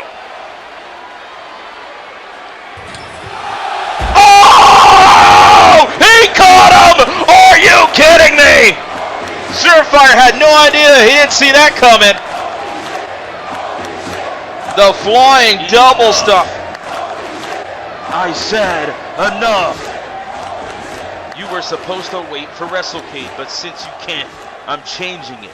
The tag title match is no longer at WrestleCade. It will now take place at Rise, Chicago, the go-home show. You want to fight early? Fine, you'll do it there.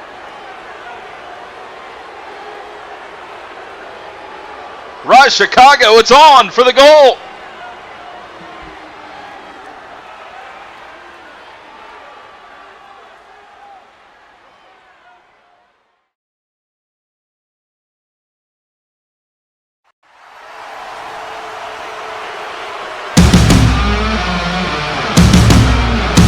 Uh-oh. Oh no. Not the music I want to hear on a Thursday Night Rise, but it is the COH World Heavyweight Champion. It is the axe murderer from Australia, Carter Blackwell, and he'll stoop to any lows, the lowest of lows, just to take out Sean Nova mentally, physically, and emotionally. Carter Blackwell, don't let the crispy t-shirt fool you. He's menacing. And right now, you gotta think Sean Nova played right into the trap of Carter Blackwell yet again. I'm getting deja vu, ladies and gentlemen, on the Road to WrestleCade. Carter Blackwell is motioning to the ring, and he'll address everything at stake. The Ivers, Sleeper, and Sean Nova.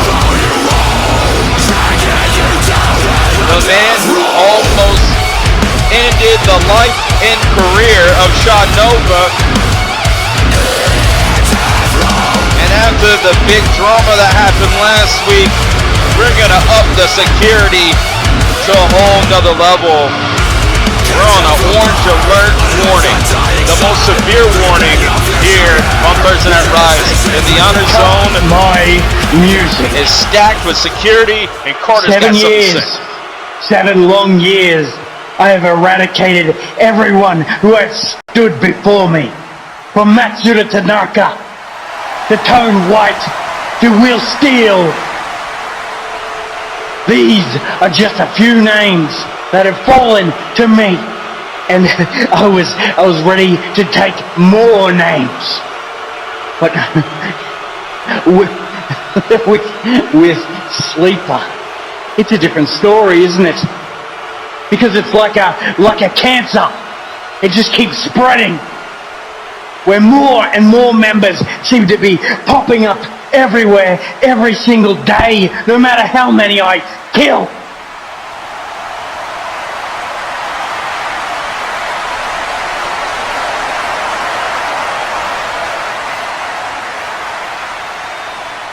As for you, superstar, you think that anything that you say to me gets under my skin? You think your usual tactics of out-talking someone is going to work against me? I don't think so. Because the difference between the likes of Will Steele and anyone else who tries to talk at you is I'm going to bash your fucking brains in if you get in my face. Oh my God. Everything I do is tactical. I might have missed you with the mist, but I still hit a target. Either way, a win's a win. I'm not going to say the cliche of, you've never faced anyone like me, Sean Nova. No. Well, except for the fact that it's definitely true. No one has physically or mentally manipulated you, harmed you the way that I have for you and your family.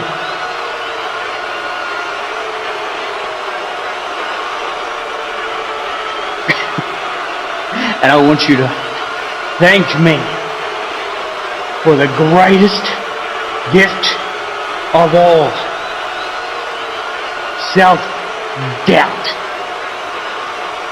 To humble your ego. Because I left you lifeless, hopeless. And now you're trying to stand before me like a wounded animal waiting to be put out of its misery. And you know what, Nova? I'm a giving champion. I mean, of course I am. I gave Lions the contract after all. I know for sure you definitely did not read it. Or just didn't care enough to worry about who you're putting in harm's way. All in the sake of anger and hatred. You know what, I think I've done just about enough talking. Once again, I'm gonna be... Oh, here we go, ladies and gentlemen! The arrival of Sean Nova! And he's running down to ringside! Oh, right into the trap set by Carter! The championship used as a weapon! You see the shock in Carter's face. He didn't know Sean Nova was gonna come out here that fast. But he saw it coming just as much, and he caught him with a championship belt. No, don't do this! Oh, no! He just curb stomped Sean Nova! This lunatic is out of his damn mind! And the nightmare of Sean Nova continues as the Axe Murderer stomps on Sean Nova. And he's trying to rip that mask off, that protective mask. Oh no, I think he just did. This is not looking good for Sean Nova, ladies and gentlemen.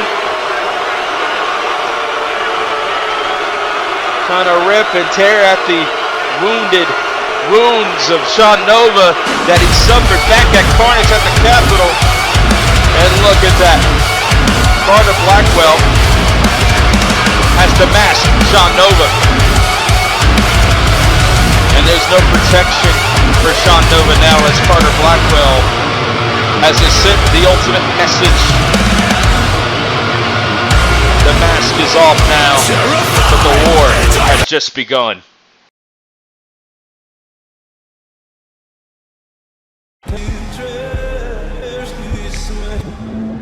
The Black Kid Moss.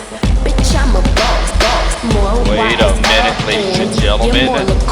Business has just picked up. Here comes the Uprising General Manager, Carmasutra. And there's a lot to talk about. Which topic do you want to talk about first? The drama amongst Money Mafia and Aniyah? The Eddie Reed and Enigma Soul situation where Eddie Reed looks like he's going to challenge the streak of the Soul Taker, or Carmasutra's own personal issues with the Uprising roster, more importantly, SBR Sugar Kayla. Carmasutra clears the air. Next.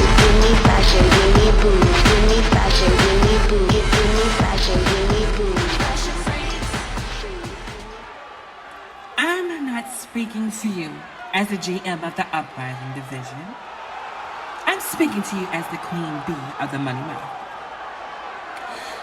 You see, last week, little Miss Kayla had some big feelings. I mean, you all heard it. We all heard it. Heard it time and time again. Another pipe bomb promo. Oh, I'm mad at the world. Big bad Karma is picking on me. Karma doesn't want a woman like me being champion. You know, for a fan favorite, you sure come off of, well, kind of bitchy. But I get it, sweetheart, I really do. Because it shows. It shows in your ferocity whenever my name comes up. It shows how any little chance you get riled up. You start foaming at the mouth like Carmasutra. Carmasutra. The mention of my name makes you feel something, doesn't it, Kayla? All that bravado, all that false confidence. Kayla, we've both been here a long time. We've both been in this industry long enough for me to recognize the time. I've seen bitches like you. You need me. You claim you can't stand me. You claim karma is making your life a living hell. But without me, without the shred of relevancy you get from attaching yourself to me, you'd be nothing but a, oh yeah, I remember her, out blaming me for holding you down. You could be out here living your life we all can see you're ready for. You and your little boyfriend can ride off into the sunset and start a farm in Canada somewhere. But that's not the truth, is it? You can't. It's not that you won't. You can't.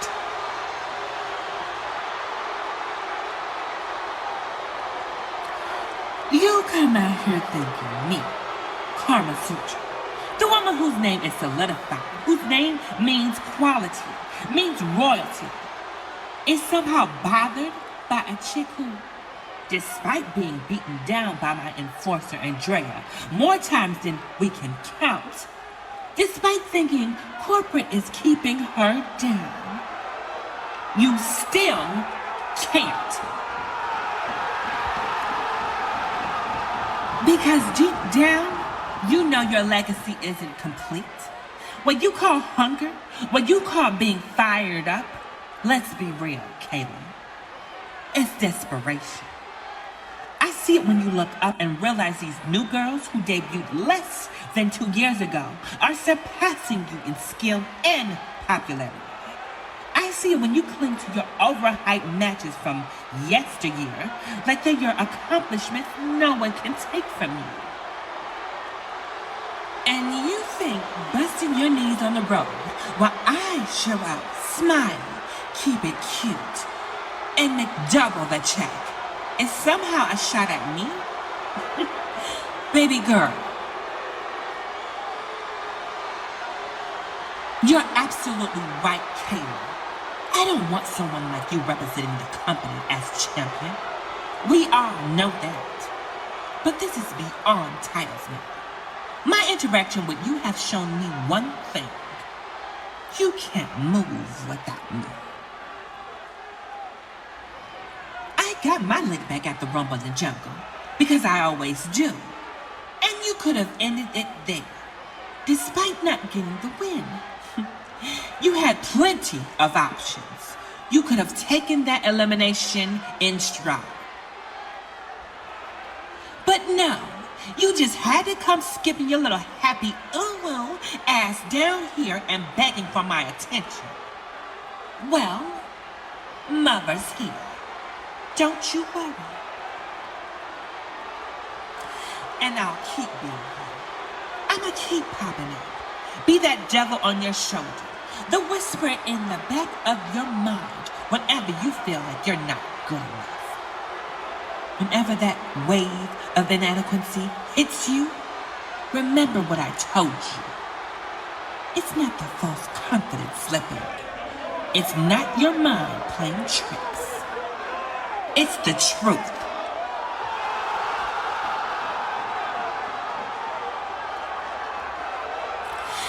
It's that little flash of reality peeking through all that gas of mediocrity that your fans like to pump into your head. Because, Kayla, I'm not just a queen. I'm not just some corporate figure with a mic and a platform. I want you to remember, probably during the next I'm Mad at the World Temper Tantrum coded as a pipe bomb promo, I may be a bitch, but I'm that bitch that gets shit done. Oh my! Well, Carmasutra just responded with some heat straight to SBR Sugar Kayla.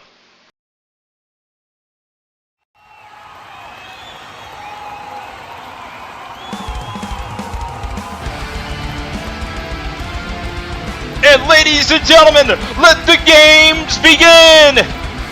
More games at the Galaxy qualifying continues, and one more spot to behold. Ladies and gentlemen, coming down to the Honor Zone here in Kansas City from Belfast, Ireland, he is Devlin O'Brien.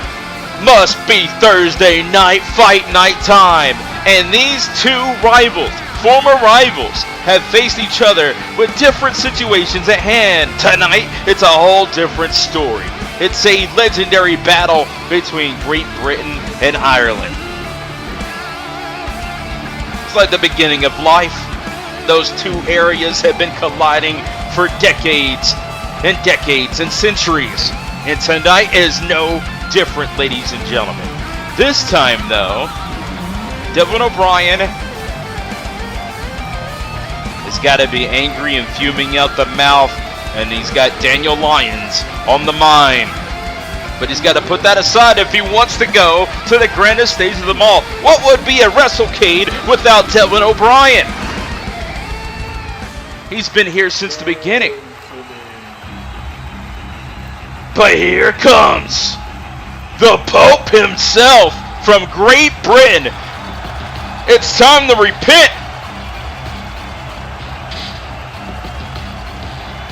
As the end of days is upon us, here is Lord Windsor.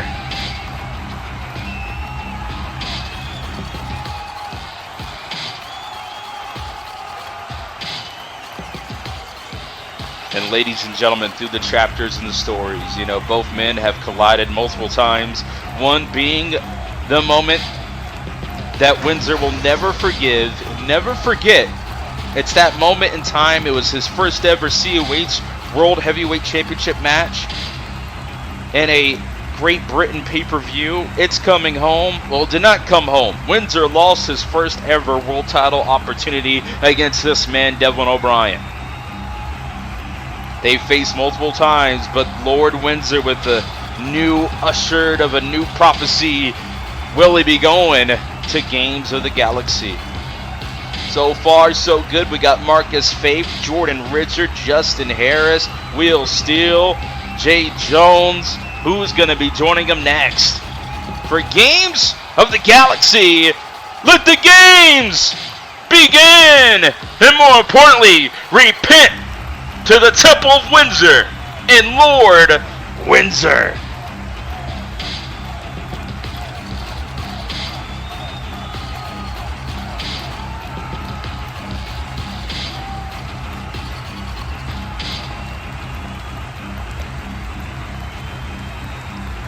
A lot of WrestleCade history. Both Windsor and Devlin have faced each other before at a WrestleCade when it was Warbeards taking on Bad Company. Bad Company did beat the Warbeards. It took the championships, which was one of the greatest reigns in Code of Honor history.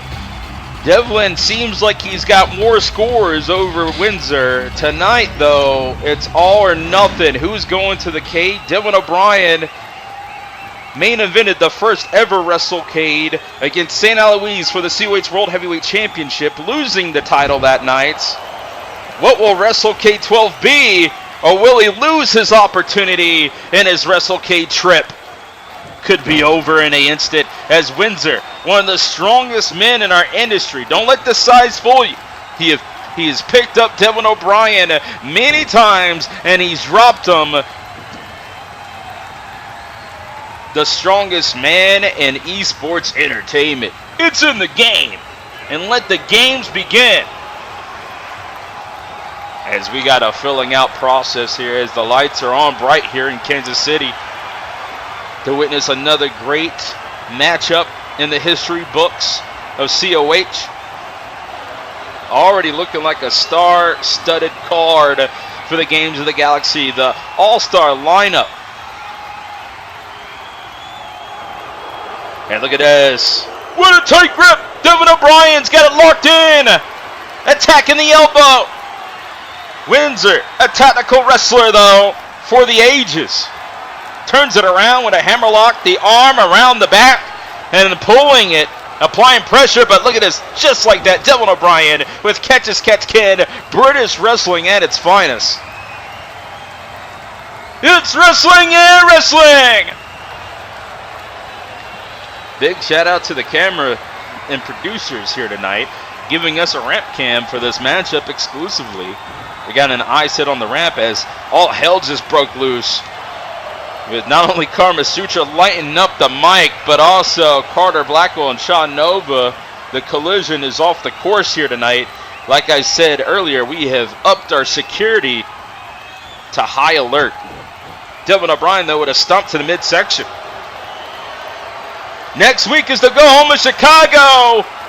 And this is the last men's Games of the Galaxy qualifying. We'll have more Uprising qualifying later on in our broadcast. But look at this, Windsor using the referee and taking the easy way out against the height of Devlin O'Brien.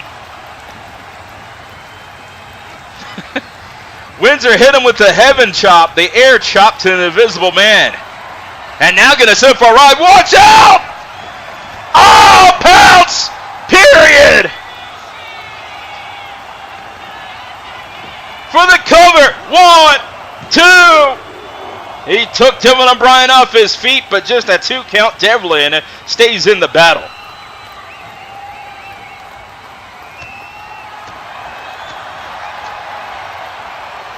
Backs him down, but Devlin O'Brien went for a bear hug. Like I said, don't let the size difference fool you. Look at the power of Windsor, but Devlin gets out of it. Went for a pounce of his own, but no, Windsor had it scouted. Lord Windsor seems like he has studied his opponent more than ever. Oh, diving headbutt. Missing the knee drop, and sets up for a ride. Devlin O'Brien was in last year's Games of the Galaxy matchup. Will he get back to the Games of the Galaxy picture?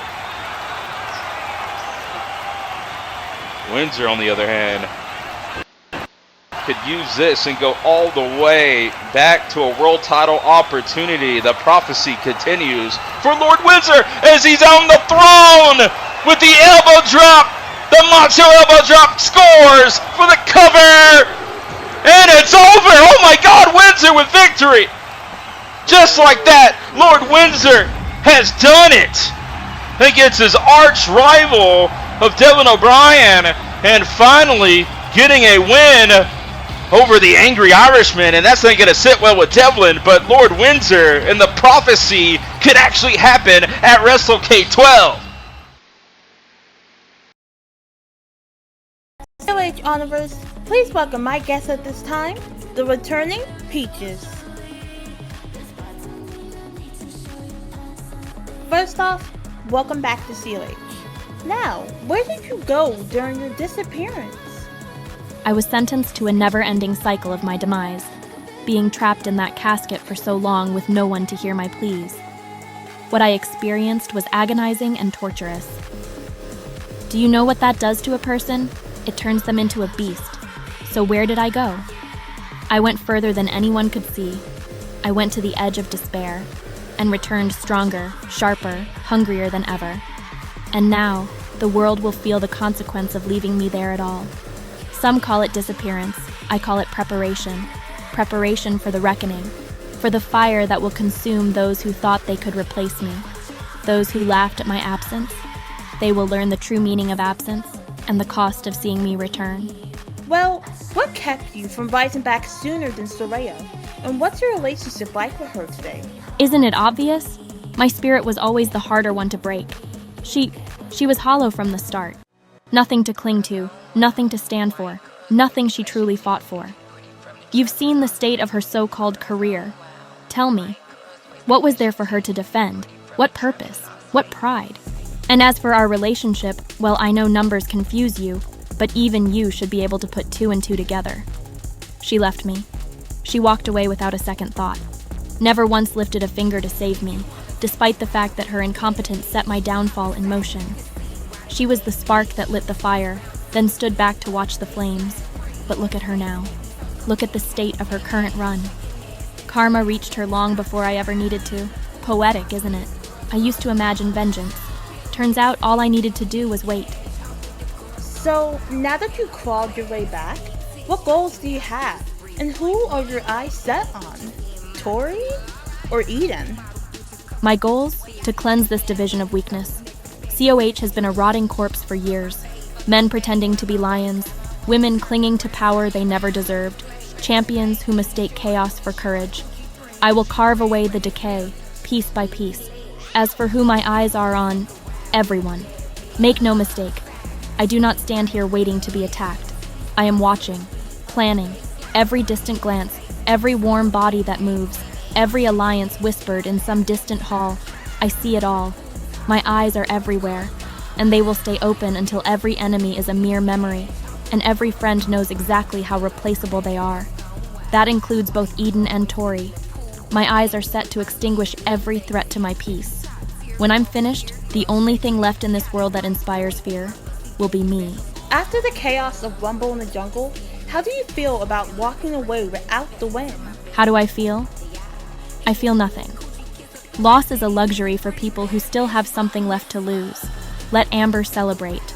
Let her believe it's over. Victory breeds arrogance, and arrogance blinds even the strongest to their own downfall. I've seen it happen. I've caused it to happen.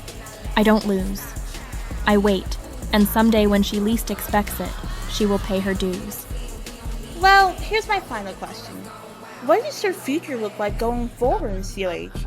Do you have any plans, like competing for the Games of the Galaxy? My plan is to finish what my weaker half failed to accomplish. To break the wheel that has kept this division chained to the mediocrity of women who believe themselves to be entitled to rule. When I'm finished with this feudal company, my name will be whispered in dark halls. Those who submit to me may roam peacefully. Those who stand against me will burn in the fiery pits I have crawled from. There is no middle ground in the new age I'm creating. As far as the briefcase goes, I've had it before and it's not worth my time. My vision is bigger than what the briefcase could offer me.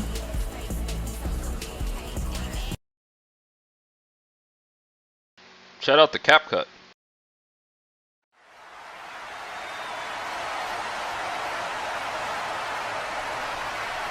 And we're live with Thursday Night Rise, ladies and gentlemen.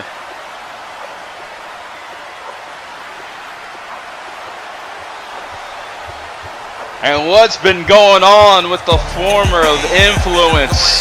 Well, I'm telling you right now, it's picking up as we got the big triple threat heading to the grandest stage of them all. And guess what? APH found himself. Richy Rich talking to himself. Baltimore, more like Malcolm in the middle. You're not the boss of him now, and you're not so big. Not against this man, Jeremy Baltimore.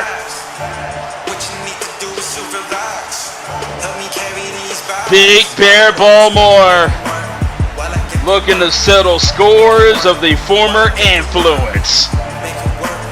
And you heard the passion from him last week. You can only tell what's next and what's on his mind.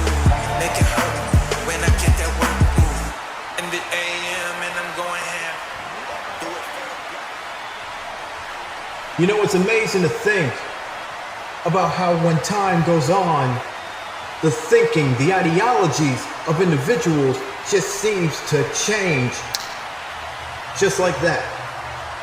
You know, 2 years ago, I would have been standing in the middle of the ring with two people that I consider friends, that were my partners, that not just I, they themselves called family in the Influence. And now 2 years later, we're going to be standing in the middle of the ring again, not as partners, not as friends, not as so-called brothers. No, in the middle of Chicago, on the biggest stage, WrestleCade XII, we're going to be opponents. But the bad part about it is, I should have seen this thing coming a long time ago. I should have seen it a mile away, hell, 10 miles away. Because while I was at home resting from my injuries, also working on trying to get clear and fighting through my own personal demons that have been publicized for everyone to see. The only thing that I've actually been seeing on COH is two individuals sitting up here trying to measure whose dick is the biggest. And believe me, there ain't that much of size of these two to even measure. Y'all act like I'm just supposed to be staying in the shadows, that I'm supposed to be on the back burner. Have you two dumb forgot who I am? Without a fool like me laying the groundwork, laying the foundation for success in this industry, two idiots like you aren't even here. Y'all ain't where y'all at without me being there first. And now I'm just supposed to be background dressing.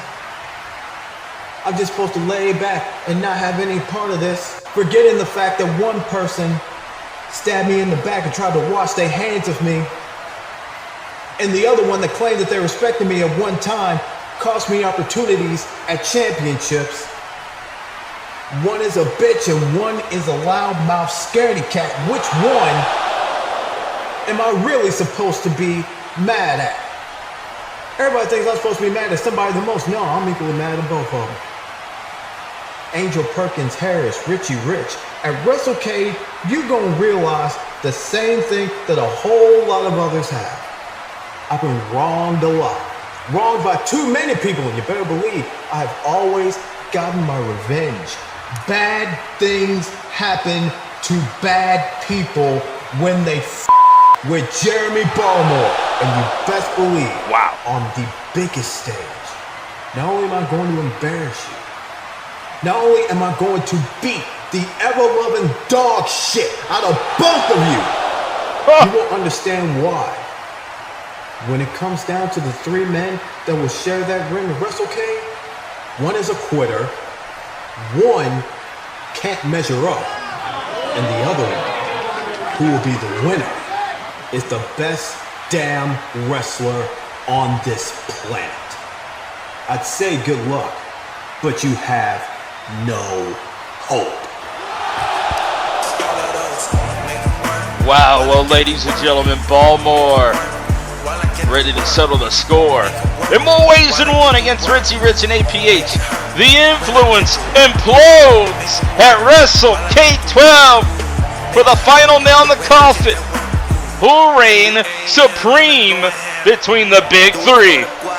Will it be APH, Richy Rich, or this man right here, Jeremy Baltimore? WrestleCade closes in. Remember, next week is Go Home Chicago, where we're going to get the party started and make some New Year's resolutions.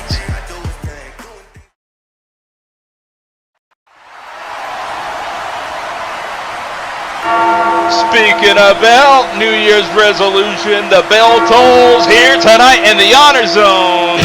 Here comes the Commissioner of Code of Honor.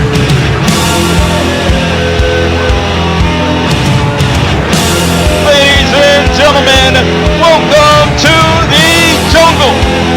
It's Daniel Lyons, live here in Kansas City, Thursday Night Rise. And there's a lot going on with WrestleCade 12 approaching. Daniel Lyons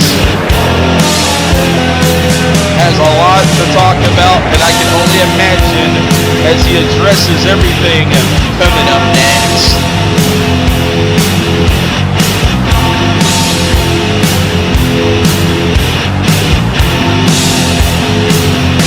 We'd like to thank you here in Kansas City for letting us into your homes here tonight as Daniel Lyons looking to lead the charge for the grandest stage of them all. He was a part of the first ever WrestleCade.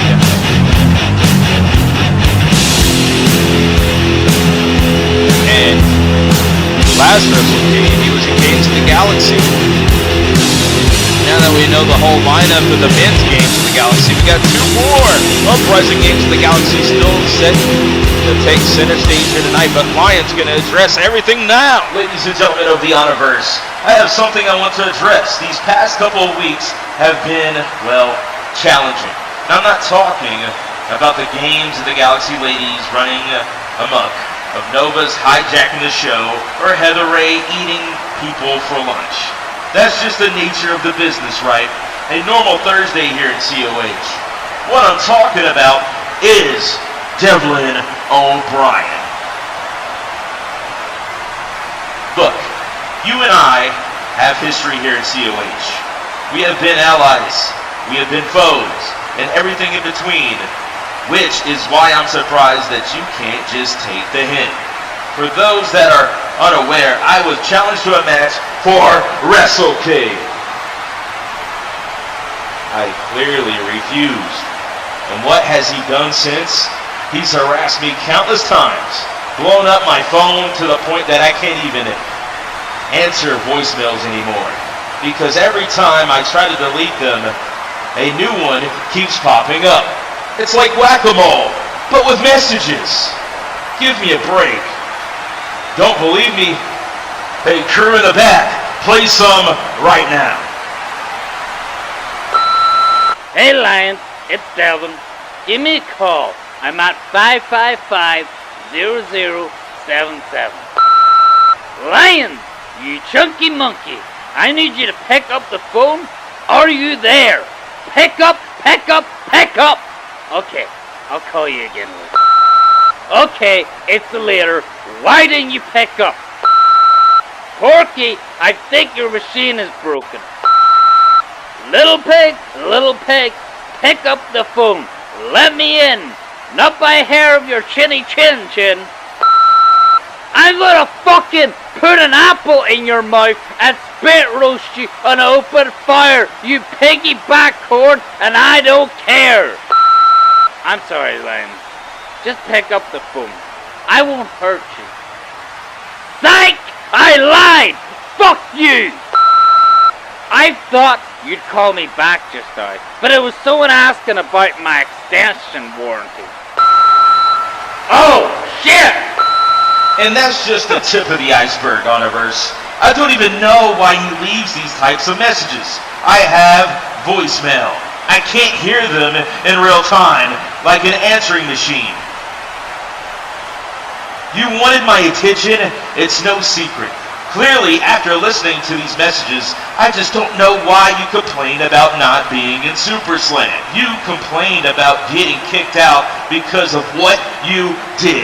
Everything that has happened to you was due to your actions. Yet you act like there's this grand conspiracy against you. Then you challenge me to a fight. I deny your request. When you didn't get exactly what you wanted, what do?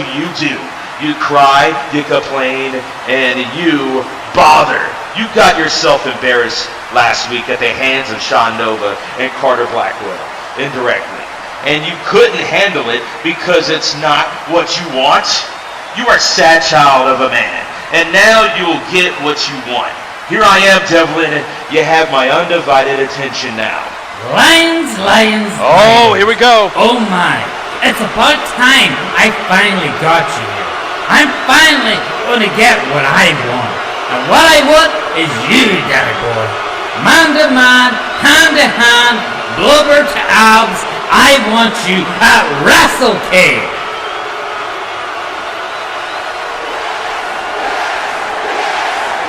I kind of want to see it myself. One more time, huh? These two legendary rivals. No! What? Why the hell did you even call me out here for? I called you out to get you to stop. I called you out here to give you what you really wanted. My attention. You challenged me, and I am hereby telling you no. Listen here, tons of no fun. You're gonna give me what I fucking want right now, or trust me when I say that I will personally make your life a living hell. You think voicemails are bad? How about I come to your house? I don't care if it's made of straw, wood, or even brick. I will tear your fucking house down and beat the bacon of your fat ass until you give me a match at WrestleCade. Hey Devlin, read the room. Be a man and accept the fact that no means no. I have no need to face you. You're just a sad man holding on to what little you have left. I'm content with what I have now. It's best that you do the same as well. Lions, don't fucking leave! Lions! I'm fucking warning you! God fucking not again! This is some bullshit! Come the fuck on!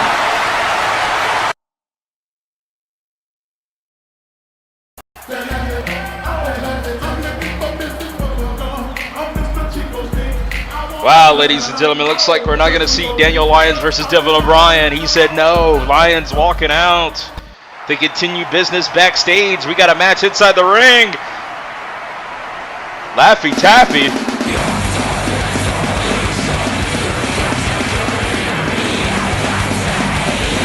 And ladies and gentlemen, get ready for the debut here in Code of Honor on Thursday Night Rise. It is Nero Arcadia. And ladies and gentlemen, I don't want to be the local town, Kansas City. Well, you know, enhancement talent, maybe? I don't know what to call him. He's got mustard hair. Well, he's better prepare, because Nero's one of the most deadliest, and there's a reason why he's here in the Honor Zone.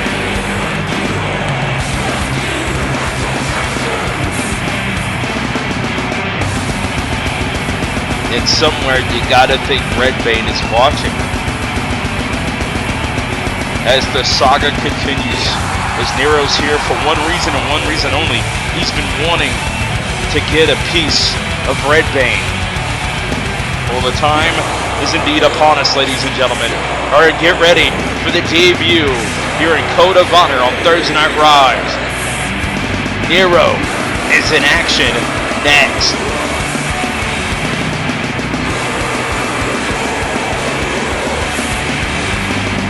And Sleeper just found their foundation.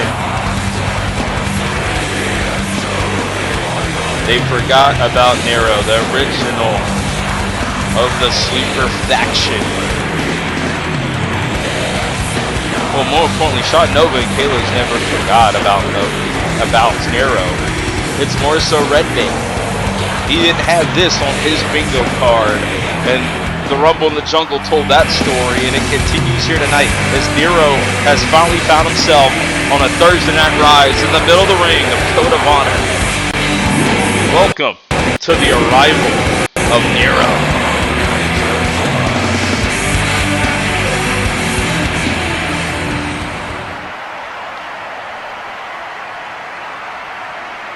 Here we go, ladies and gentlemen. As this dude with mustard hair coming out to Laffy Taffy. Fuck this. Nero ain't wasting time. Brings him down to reality. He just cracked his head like a mustard bottle. And now, he's not gonna stop. Applying punishment. I hope you're watching red. Oh! Surfboard curb stomp. Oh my God! He hit him with beautiful impact. 1, 2. It's over.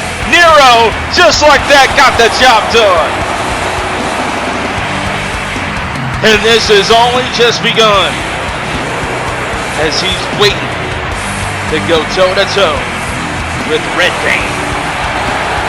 Nero and Redbane, they are going to tear each other apart.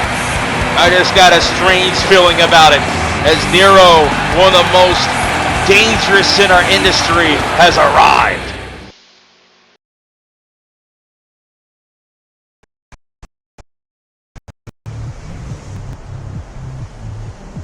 Must suck not having any allies in a match. What the hell did you just say? Did I just hear something? That's what I thought. What do you want, Carolyn? Oh, Forgettable Cage, I didn't see you there. How's it going? Pretty good. Even better come WrestleCade when I beat Krabby Carol herself and the rest of those girls to become the new Games of the Galaxy briefcase holder. You know what I like about you? You're a dreamer. You like to dream a lot. Why would I care what you like about me? Besides, I know how you are. You can keep playing these little games and making your little comments, but it really doesn't faze me. If I were you, I'd be worried about which one of your two so-called best friends are gonna screw you over in this match. You and I both know there can only be one winner. I mean, you should care. Because I'm everything you wish you were. The only thing holding you back is that team. You're there when they need you. But where are they when you need them? Forgettable Gage for a reason. Anyways, I'd love to sit and yammer with you, but I have to go catch up with my friends. Whatever, bitch. Your mama.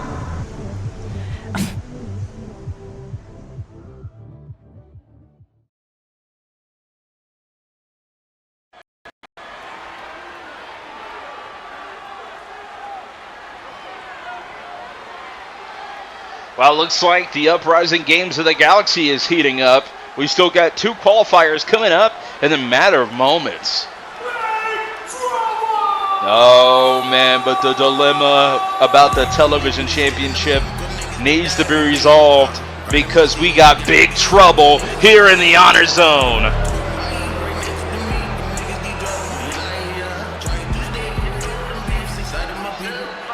There's 13 ways to die. Choose one.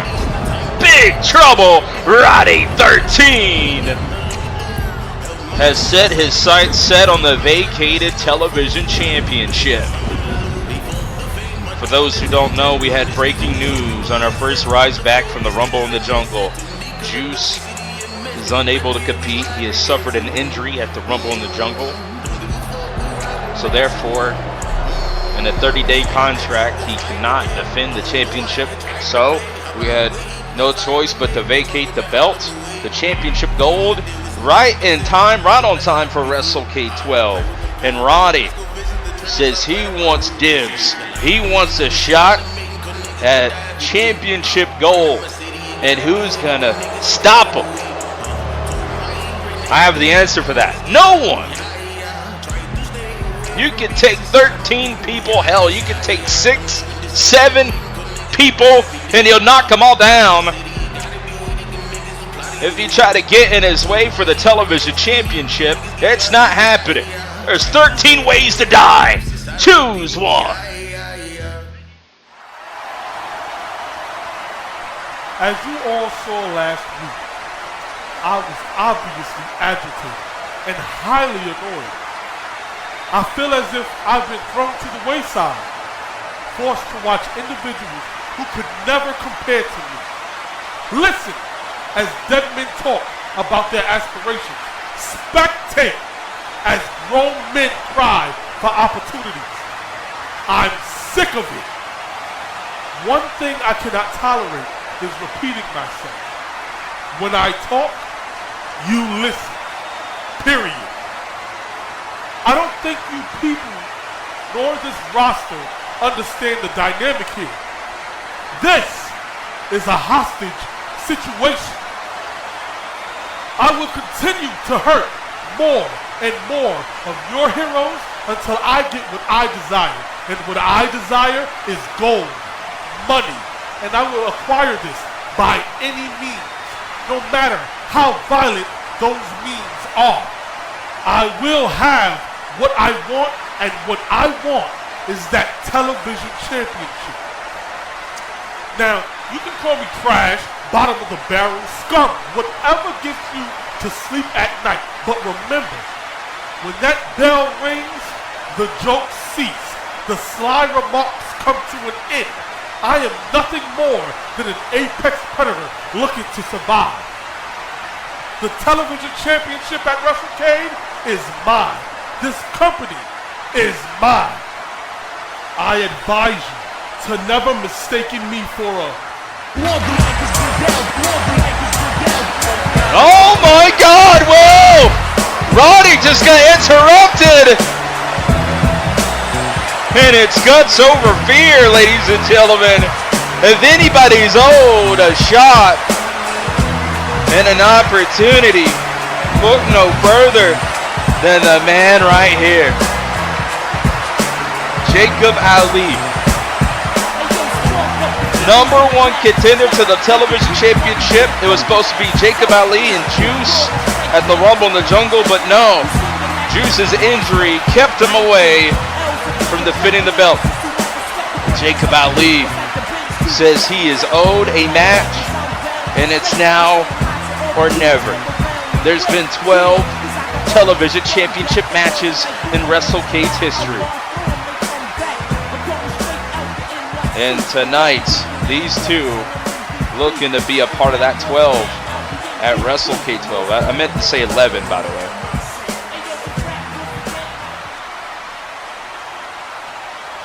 You silly little Shut your fat ass up, Roddy. We've heard enough of you speaking. Now it's time for the big boys to talk. All I heard last week was, I want to be TV champion. I deserve to be TV champion. I should have the TV championship handed to me. Well, newsflash, you don't deserve anything. Because you didn't earn it. You aren't the man who broke the previous champion physically and mentally. You aren't the man who power drivered Juice's dad to get a championship match. So if anybody should be TV champion, it should be me. Don't get me wrong, Roddy. You may be some tough guy, but I don't fear you because you may be backed by the machine.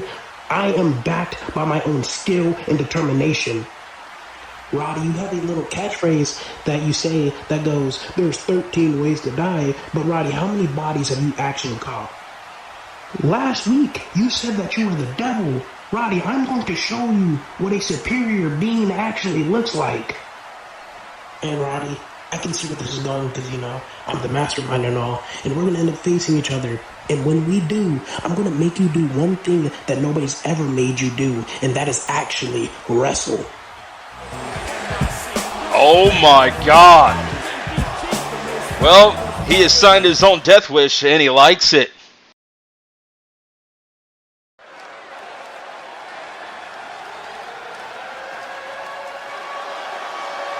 I can't wait for those two to collide.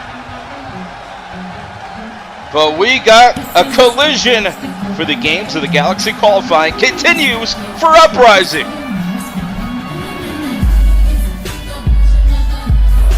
Get ready. Ready for this? Not just yet. Prepare your microphones at home because I'm about to do it.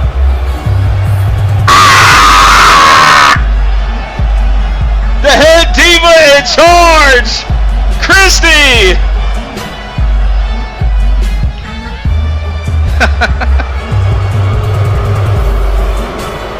And now the Diva looking to climb the ladder, but she's got to get through the opposition at hand coming up next.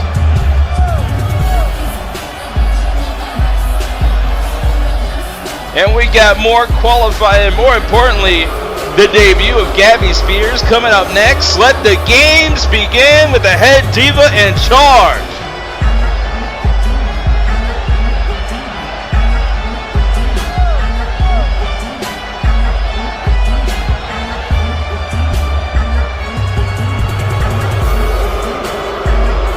Just saying, next time will be no warning. And hopefully the next time is at WrestleCade 12, or will it be? You never know. Christy, a part of WrestleCade history before. But tonight it's all or nothing. She's gonna gamble like no other. Who's going to the grandest stage of them all? And you gotta say, Christy, this is probably the toughest outing yet. You're taking on someone that has never wrestled here at COH, has never competed here in esports entertainment. From and this is a first. California comes the most stylish, beautiful, alluring, bewitching, eternally gorgeous, continuously inspiring, and fantastically fabulous women to appear in this or any arena.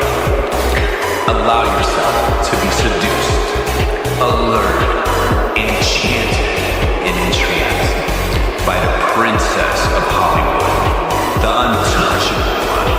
She is the trash-talking, money-making diva, Little Miss Perfect, the most beautiful diva, Miss Platinum Blonde, the infinite icon, Hollywood's lucky charm, Gabbie Spears. What a intro.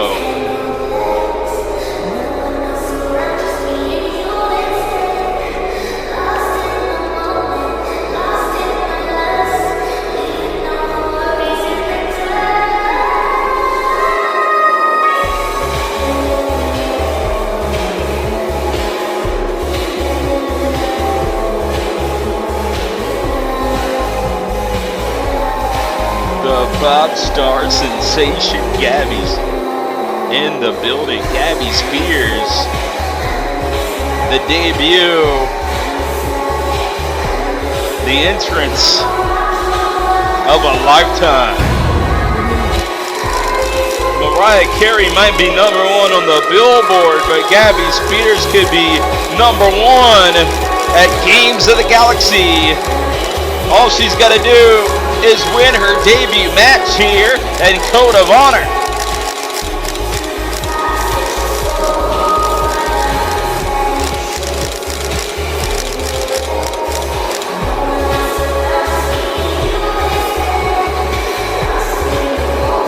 Wow, incredible paparazzi out here tonight in Kansas City.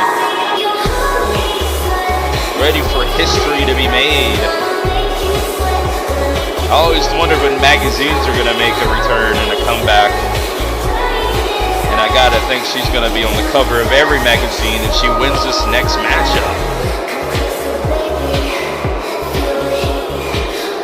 The pop star, Gabbie Spears, looking to make it to the grandest stage of them all. It is indeed holiday season, and Christmas could come early for Gabbie Spears as she takes on the head diva in charge. It is pop star versus diva, and it's all for a spot in the Games of the Galaxy, and it's all next.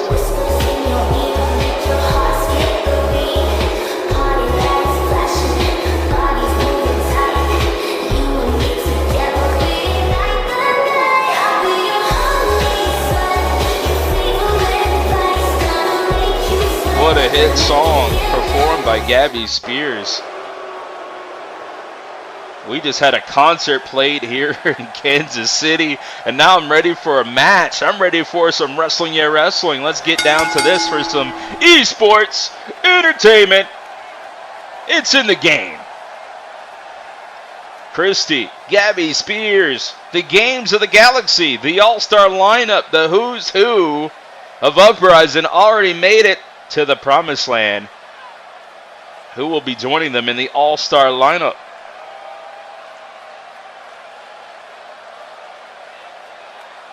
This is kind of a filling out process. Be the first time Gabbie Spears ever wrestled here in a COH ring. Oh, she's trying to avoid. I'm not ready. Hello, COH. Oh, here we go. Don't I look beautiful in my debut gear? Are we going to have a halftime show? Gabbie Spears for the Super Bowl. Wait. It takes time for beauty to be ready. All right?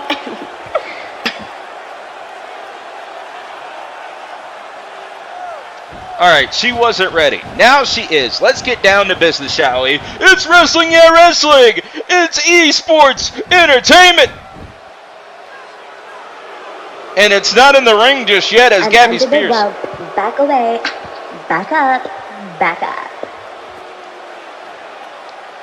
Christy is losing her patience exactly. here. Go tell her, Rafari. She cannot touch me. Leave the referee to me. I'm warning you. I will count you out. Don't think I Referee's had enough just as much as everybody else. I got it. Watch out for the nose. Oh, again, out to the floor. No, nada. Where's JTD when you need him? We need a special enforcer to make sure they collide inside the ring. Yeah. She's running! Run, Gabbie, run!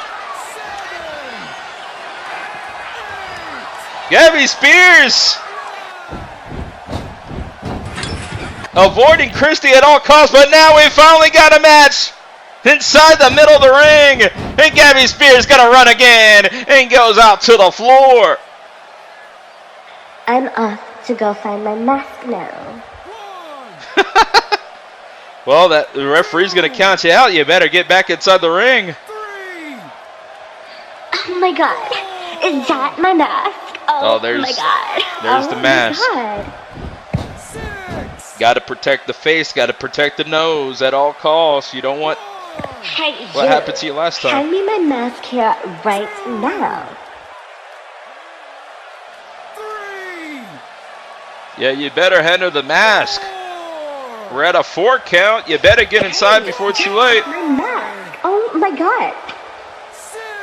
Ripping away out the protective mask. It's got nothing but diamonds on it.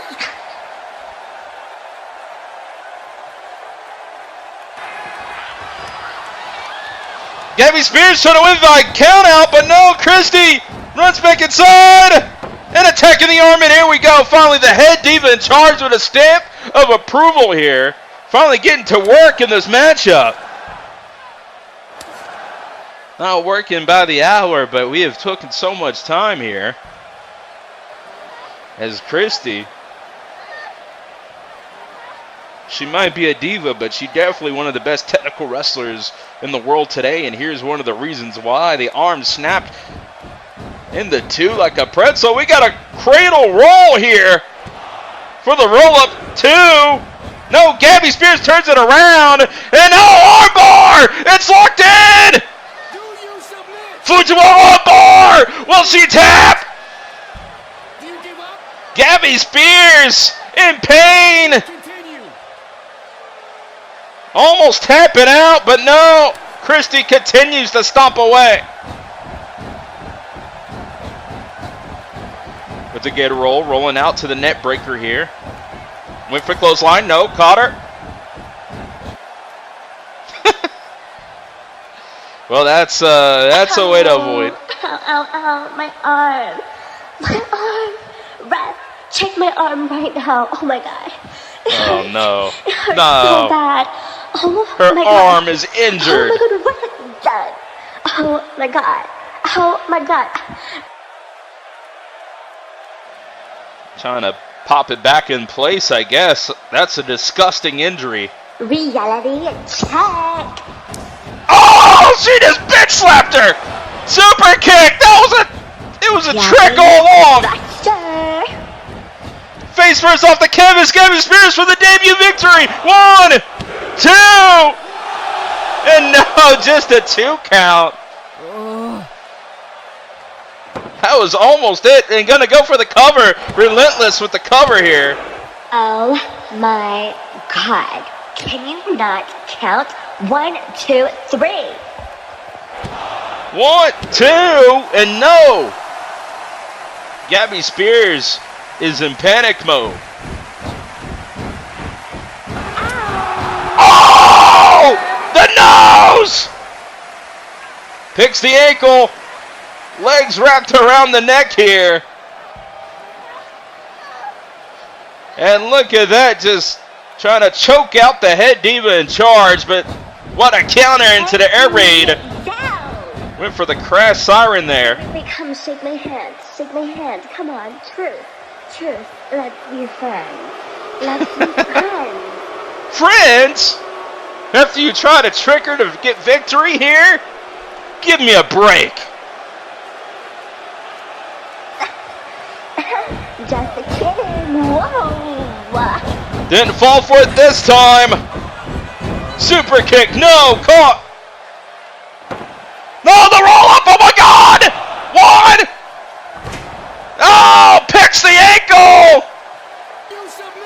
Has the submission hold locked in. It's applied and Gabbie Spears again. The pressure's on. Will she tap? No.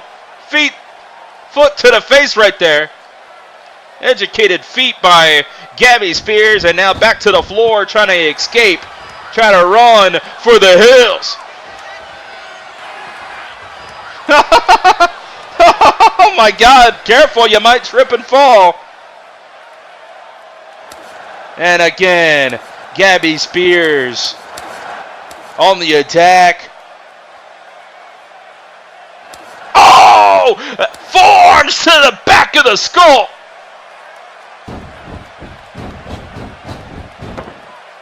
Oh, caught her with a cover. The cradle, the 2, and no, just a 2 count.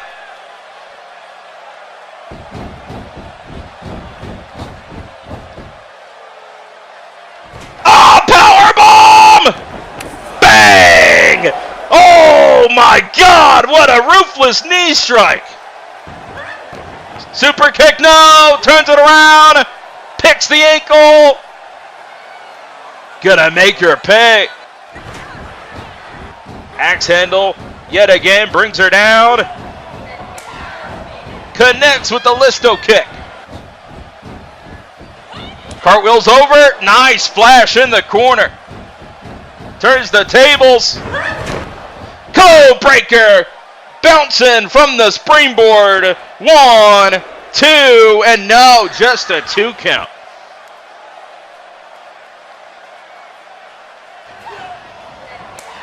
Oh, attacks the arm yet again. This time it could be a real injury. Trying to beg for mercy. Well, there's no mercy here tonight. For Gabbie Spears is in trouble, sent to the corner. And look at this with Stallion Grace just foot to the face by Christy, the head diva in charge. Could be hitting the runway to WrestleCade XII with victory as Gabbie Spears got a reality check of her own just now. Oh my God.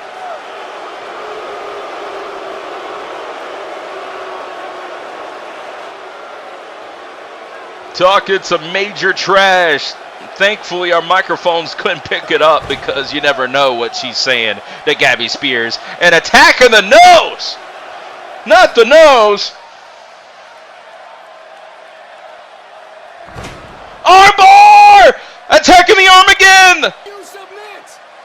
Is it the injured arm or the potential injured arm? Is it the other one? I can't tell, but referee asking Gabbie Spears if she wants to give in. Does she want to submit the opportunity away?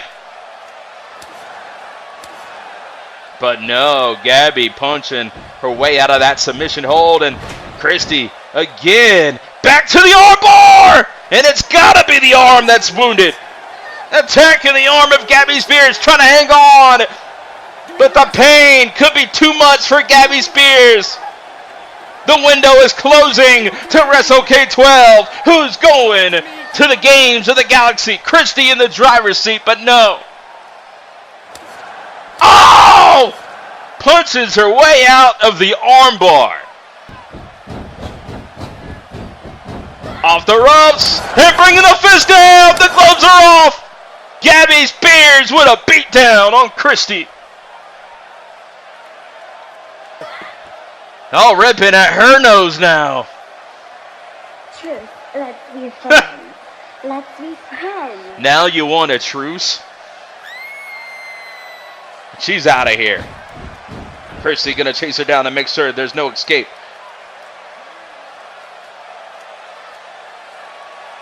Gabbie Spears understands the referees had enough here tonight. We'll count either one of them out, especially Gabbie Spears, for taking as much time, but oh no, watch out. On the apron! Lifts her up for a suplex, no! Oh! Crush and burn on the apron goes Christy. 2, 3, 4. Oh my God, are we gonna get a count out in Games of the Galaxy? This time, Gabbie Spears on the winning end.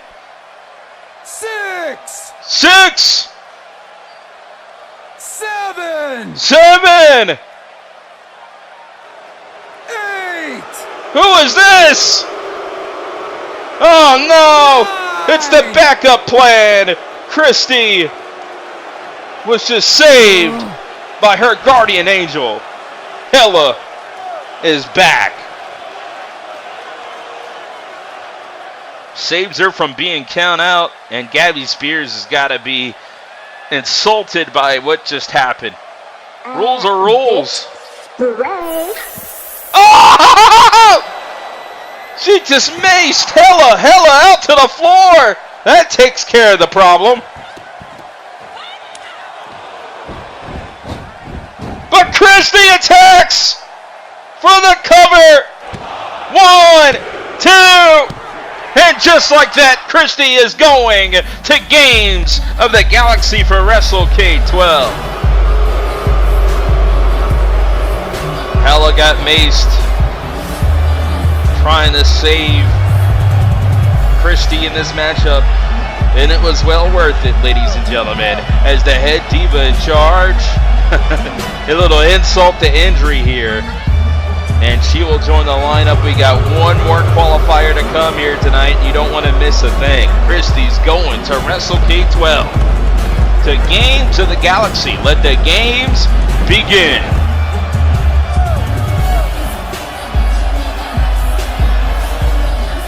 Whether you like it or you don't, she won and she's going to the Cade.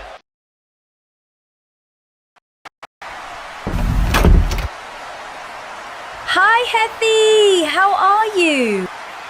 I'm fine, Tiff. Just thinking, reflecting. But you know I actually like you. You're one of the few around here who doesn't bore me to tears. But unfortunately, liking you doesn't make the hunger go away.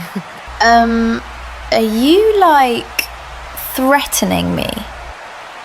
Tiff, relax. You're my friend, for now.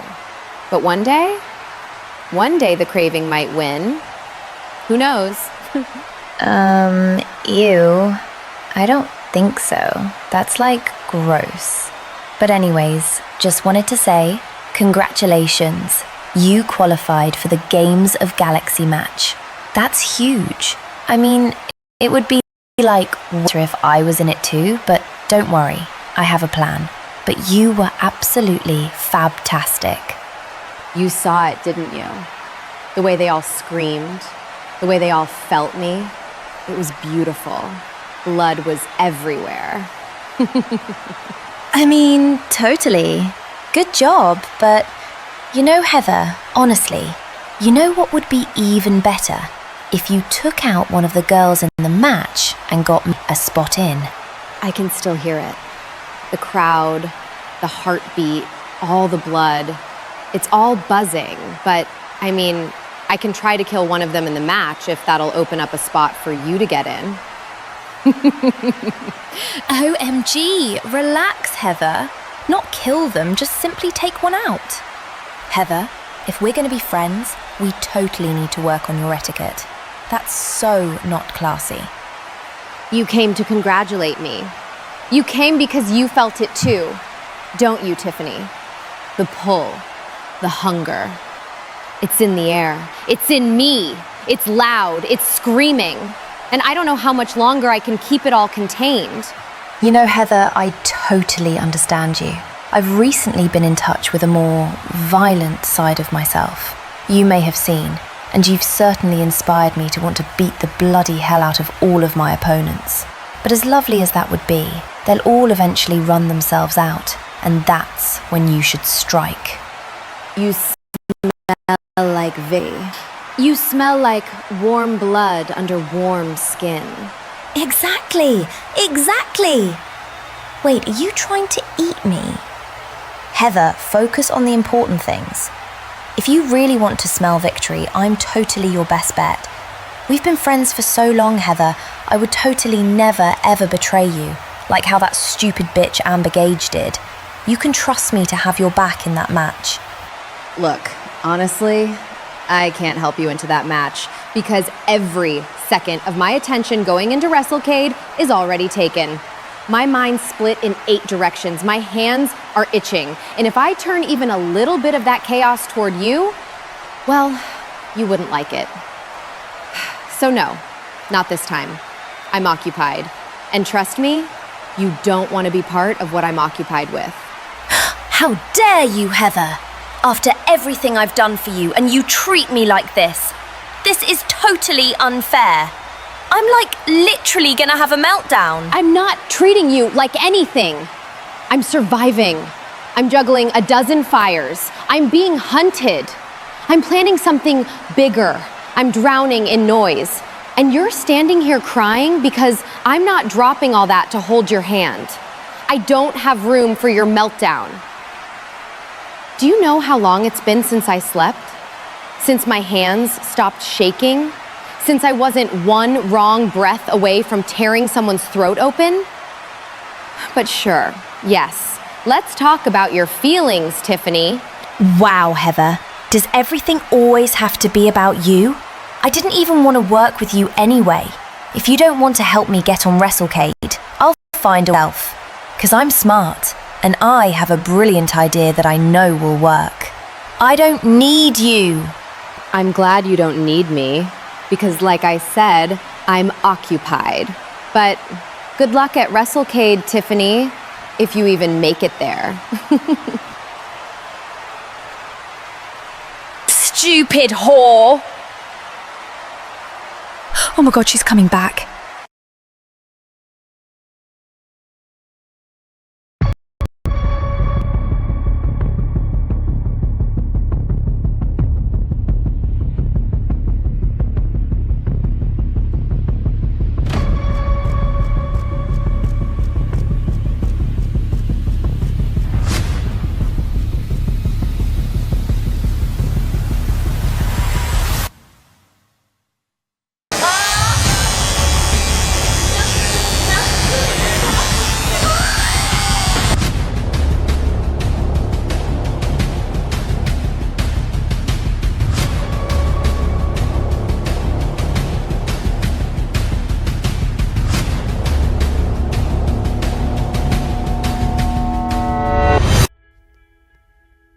Protagonist.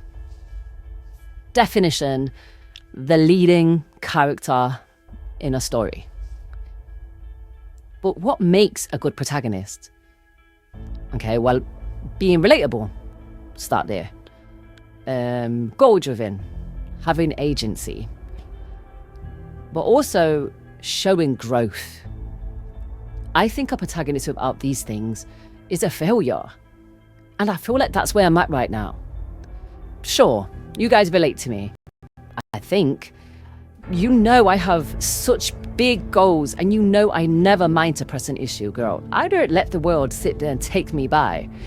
However, growth. Yeah, I feel like growth is where I'm failing at. Because time and time again, I'm in the same situation, the same cycle, with the same person.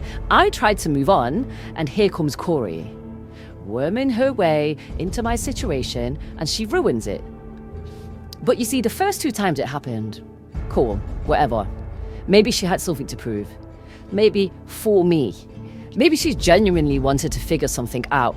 I don't know. But when I eliminated her from that rumble, I really, to be honest, naively thought this was over. The show after the Rumble, I was ready to move on to bigger and better. Finally have some bouts with the vast talent in this uprising division. You know, find my actual spot here, maybe even capture gold. But again, we are here. But this time, something snapped in Corey. She had a lot of pent-up anger. I mean, why is that? I mean, I'm not surprised, Corey. You're washed. You were washed after you lost that title, and you were washed when you tried to be Tori's backup dancer and try and get your way back into the main picture, and you were washed when I dumped your bitch ass out of that Rumble in record time. You could have had it all.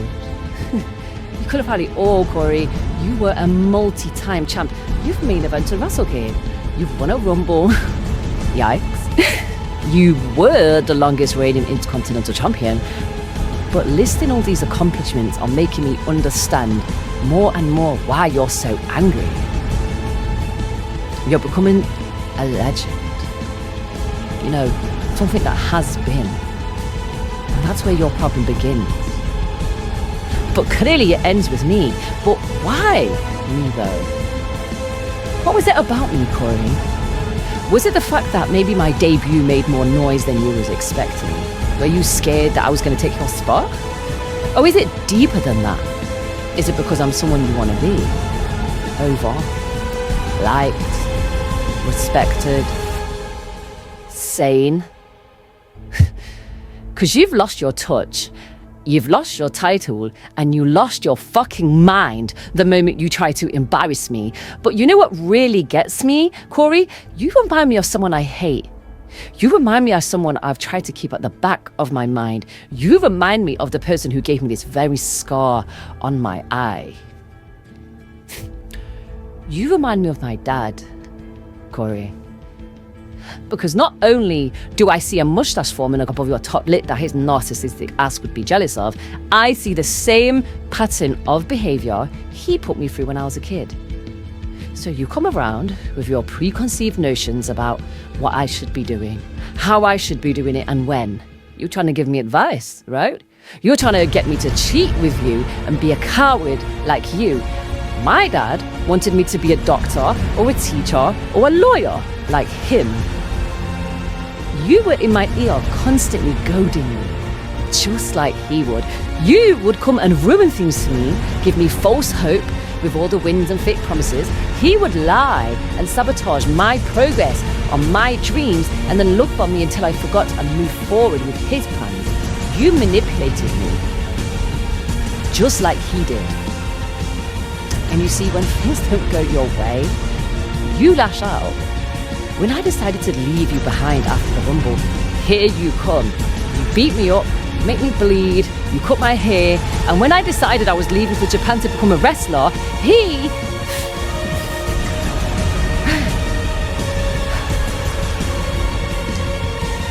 gave me this fucking scar, okay?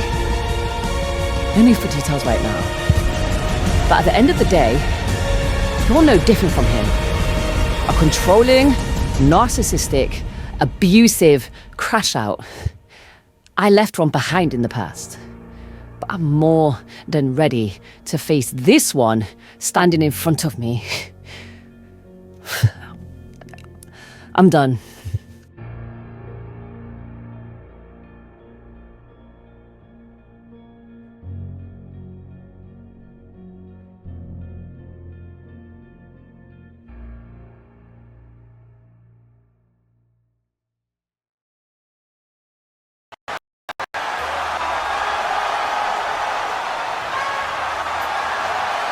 Well, ladies and gentlemen, we're just getting closer and closer to our main event, but formerly known as Jason Moreno of the Diamonds and Dollars, well, now it's all over, but guess what? Without his mask, which was ripped off by Duke Drama, you know he means business, ladies and gentlemen.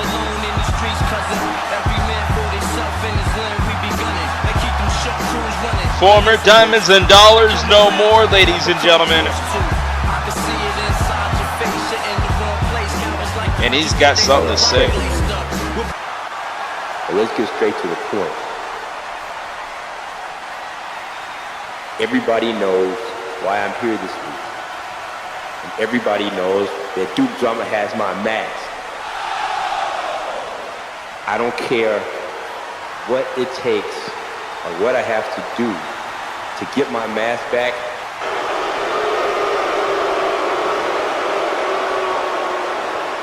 But I know one thing. Before I leave this arena here tonight, Duke Drummer better bring my goddamn mask to me immediately. I'm gonna go all through the back, searching for his ass. So right now, Duke, if you're in the back, bring your ass out here and give me my mask right now. Taking off the mask in Lucha Libre is the sign of the ultimate disrespect. A lot of men have lost a career the minute they've lost their mask, and Duke Drama, he's in possession of everything that means everything to him here tonight. And he's staring him down. You know, here, yo, you took this shit way too far once you put my head through your damn car window. That was the last straw. All gloves were off at that time. You made it this way. You made it this way when you attacked me in the gym. You made it this way when you started to doubt me as a friend and as a tag team partner. All of this is your fault, Ahio. You know what? I'm never giving you back this mask. You're gonna have to take it off my cold, dead body. Take off my mask. Oh! It's right here. Here we got a fight, ladies and gentlemen! You knew it was personal. As Duke Drama, possession is not tense to the law. Right now, he is wearing the mask of Malo here tonight. And right now, he's set the trap. Loads up the gun and lets it go. Oh my God. Former tag team champions turn enemies. Let's go. You wanted this. Come on. Duke Drama has lost his damn mind, ladies and gentlemen. No, don't do this. He's going to break his damn neck. No, don't do this. Oh, no. Now you see how it is when we shoot the fair one. Get your squabbles up, homie.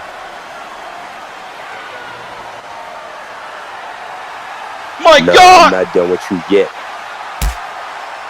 It's far from over. You disrespectful piece of shit.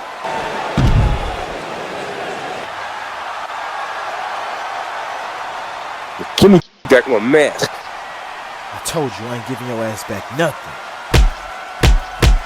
It's out of control between these former teammates, now turned enemies. As Duke Drama is beating down tradition here tonight in Lucha Libre Heritage. As Io Del Malo getting everything he can handle from Duke Drama. But giving it right back, and the referee's having a tough time. We need security. Thankfully, we've broken it up. No, Tiff broke free! Oh my god!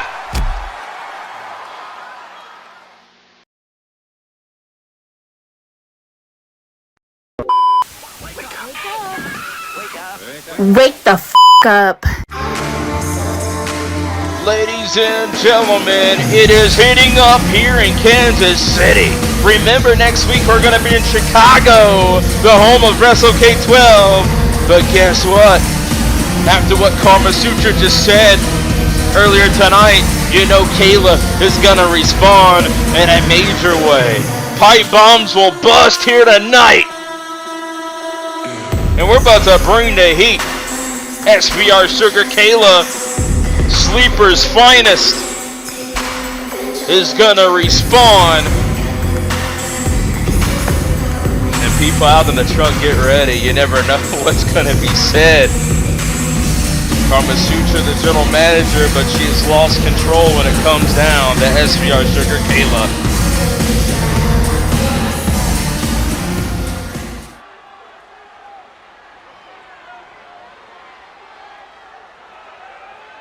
You know what? That's it. I'm sick of this shit. I call you out, and you send your bitches out to attack me from behind. Same old rinse and repeat bullshit. The only reason why it has worked for as long as it has is because I expected more of you.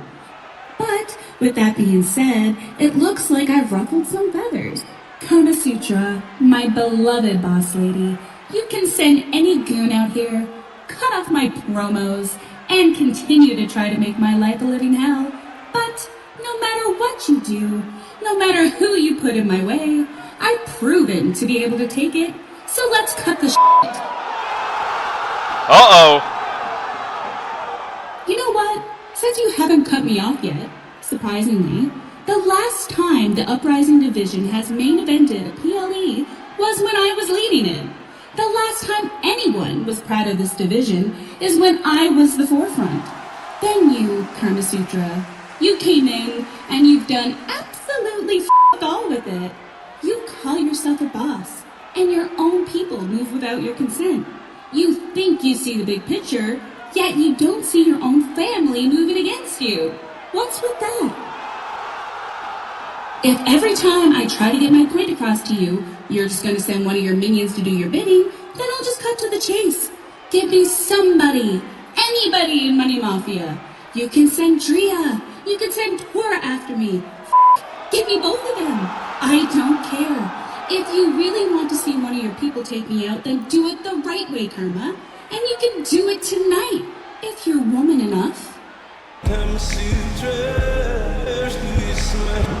Oh my god, Money Mafia is invading the honor zone, and here comes Carmasutra and Karma's Angels.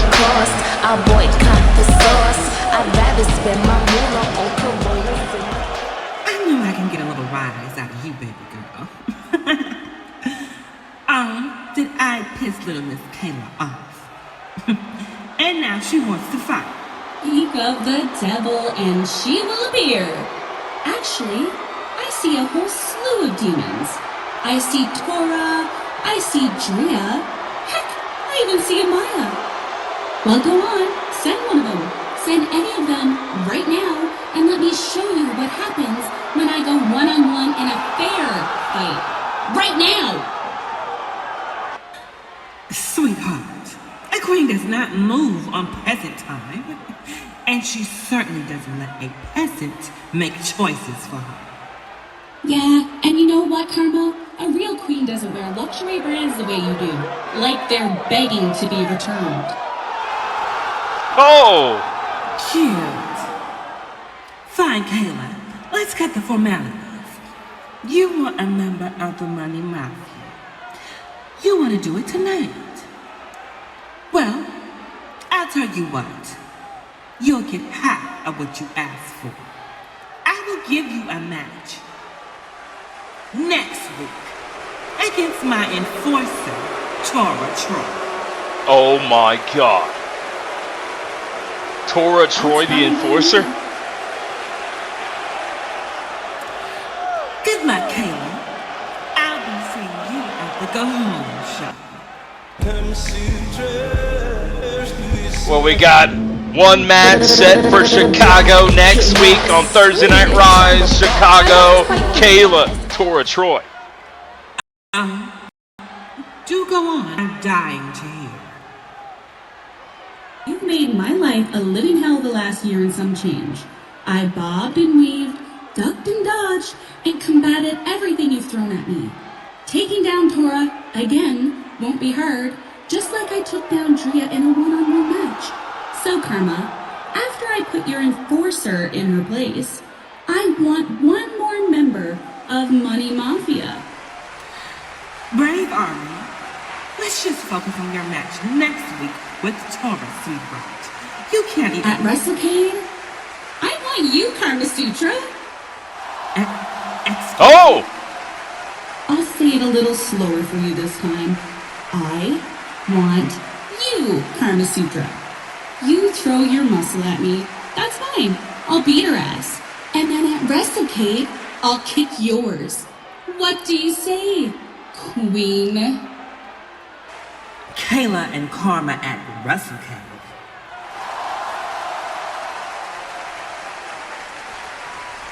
You'll have your answer next week. Good luck in your contest, Kayla. Well, ladies and gentlemen, Kayla's got to get through Tora Troy in order to possibly have a match against Carmasutra at WrestleCade. What a dream match that would be. Wait, Gabbie, can I have a more time, please? What the frick do you like totes want? I'm about to go get my totes hot H-O-T many and petty. So chop chop. We got to see your debut match tonight against Christy in the qualifying match for the Games of the Galaxy. And sadly, you weren't able to come out victorious. Shush. If it wasn't for Miss, Big Six, I would have, totally won. I mean, real talk, Camille.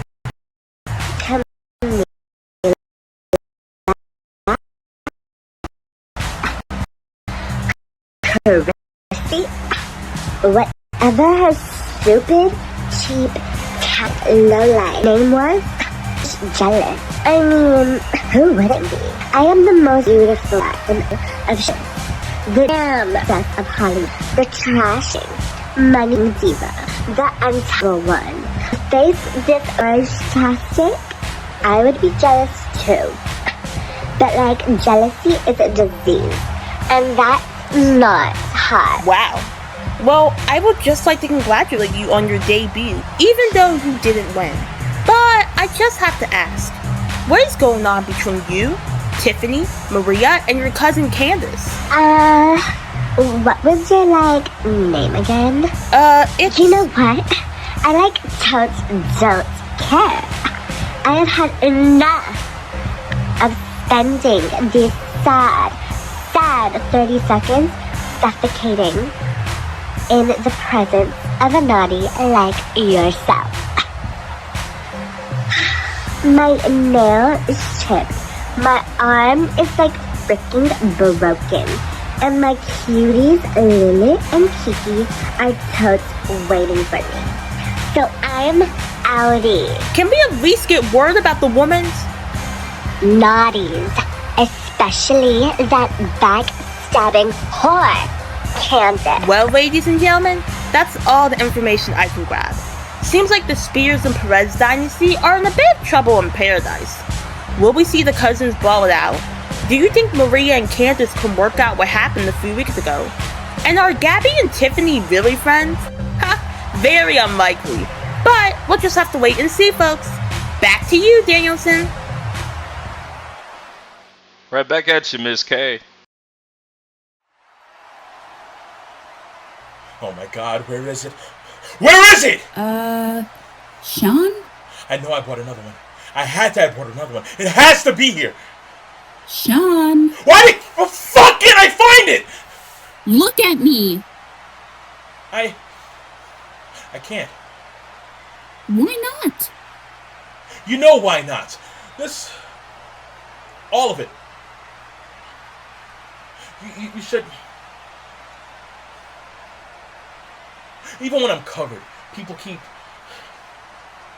They already know how bad it is. They speculate.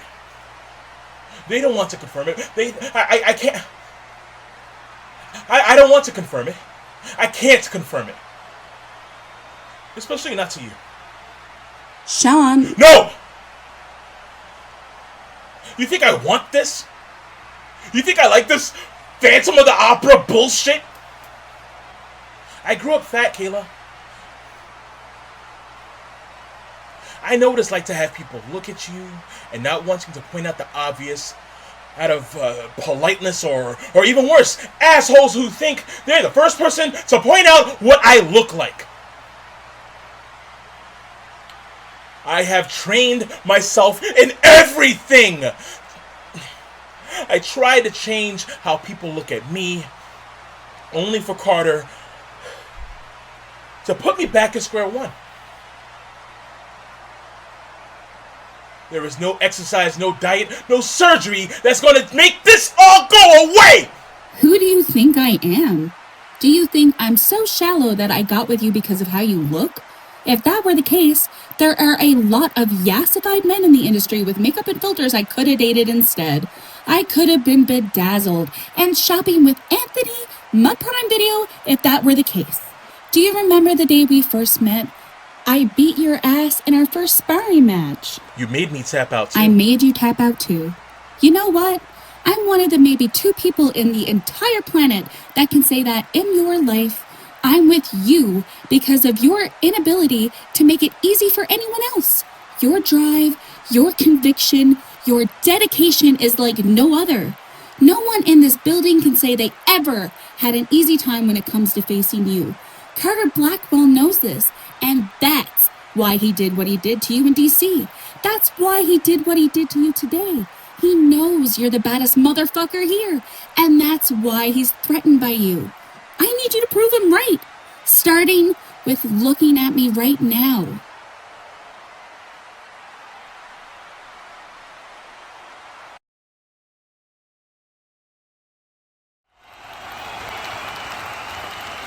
Wow, ladies and gentlemen, what a turn of events here tonight on Rise, but we're almost to the absolute time to find out who is the last entry in Uprising Games of the Galaxy. Get ready for this one! Let the games begin.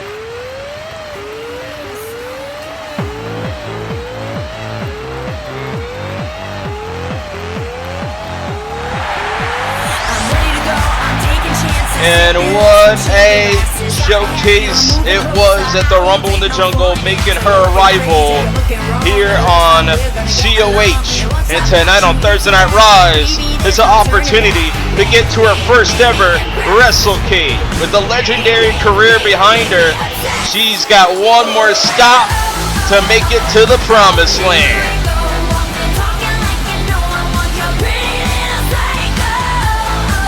Here's a question for you at home, because I don't know the answer to it myself.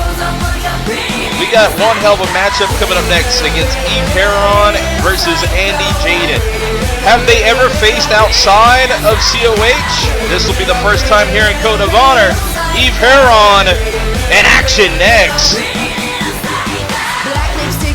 Let's see how much research y'all got on you. Eve Heron ready to go toe-to-toe with Andy Jaden. This is one hell of a matchup set here tonight. A WrestleCade-worthy match here tonight.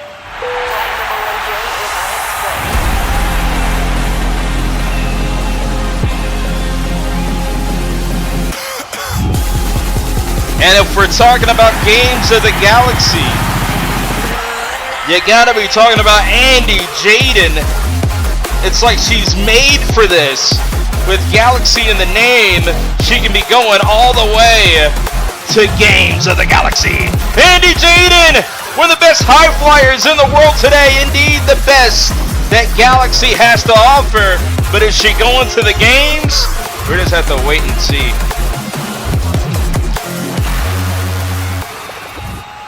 But yeah, a little question out to the viewers at home, whether it's on YouTube or here on Twitch TV.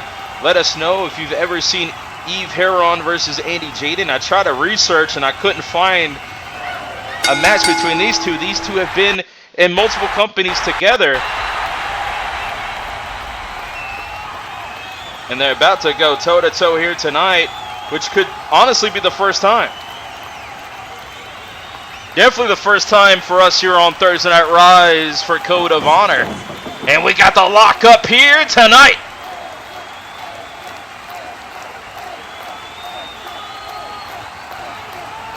As you can see, the Gravity's champion, Andy Jaden, looking to headline Games of the Galaxy like a match was just made for her at this point in time. When it's a ladder match, you got to climb the ladder and retrieve the briefcase.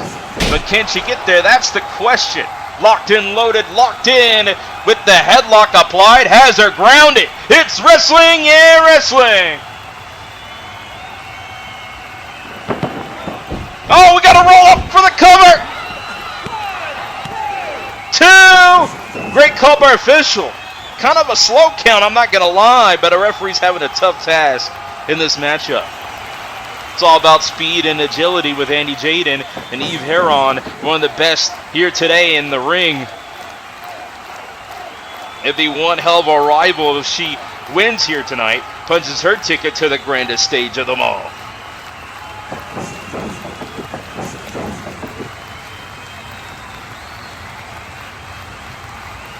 The filling out process, but right now Eve Heron with a snapmare and a surfboard. The surfboard stretch with the knee positioned at the back. You can see Andy Jaden in a dilemma right now.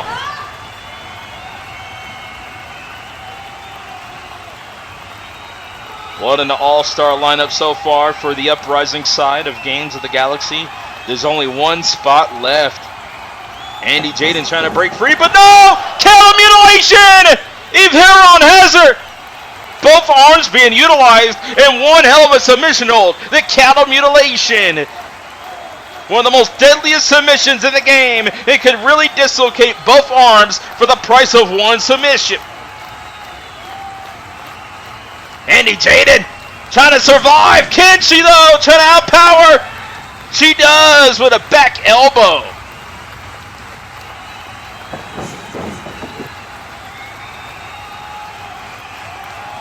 Got the tie up here in the middle of the ring. Arm applied, wrist applied. Trying to crank up the wrist in the overdrive here tonight. Eve Heron feeling the pressure, but here we go! Oh, to the races here, nice! Transitions over for working the arm just as much. Instead of high flying, we're seeing some technical submission holds being utilized here. And Eve Heron to the top. Could be floating here. Attacking the arm. Has wrist control. But oh! Breaks the grip as Andy Jaden and sends her to the canvas.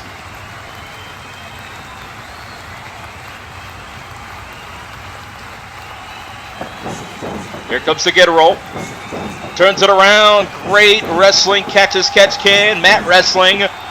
Amateur style. Amateur base style wrestling. And no! No way! Vertical suplex.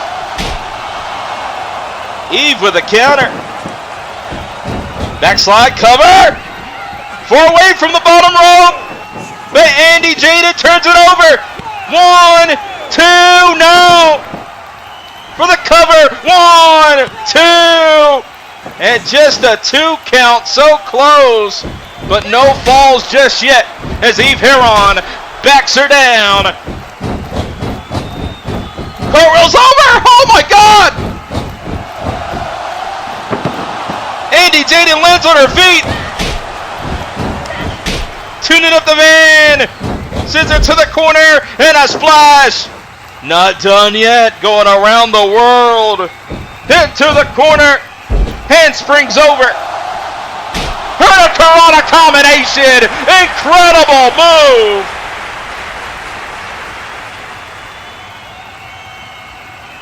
With fast-paced, high-octane action in the Uprising division. Who's going to the Games of the Galaxy? Enziguri, Eve Heron to the floor.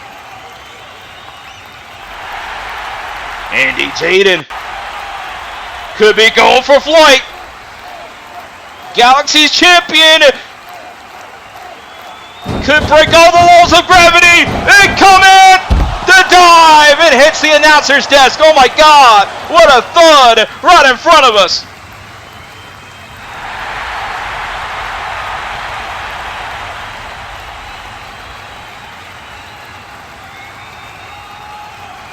What a dive by Andy Jaden. Now she knows she must get it back inside the ring. She might have the win right here. To the Iris District. Will it be high reward? To the top. Oh, diving crossbody. 1, 2. And just a 2 count. Shades of Ricky the Dragon Steamboat. Yeah, I said it. Andy Jaden. Go for the arm trap crossface.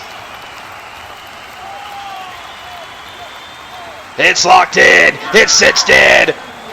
And Eve Heron trying to get to the bottom rope, but she's so far away.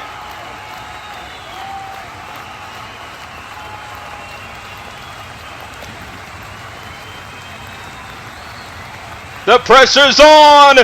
Locked in. Andy Jaden could be going to the cave, but no. Eve Heron with the knees to the back of the skull. But she won't let go! Oh my God! Pulling back, extra pressure! Into the Fujiwara armbar, changes course in mid-submission. Eve in trouble, the pressure's on. But the Fujiwara armbar, it's cinched in, and now she will tap or snap. Look how is that position of the submission hold is applied. Could dislocate your arm in an instant. Eve Heron, though, getting out of it. And here comes kicks.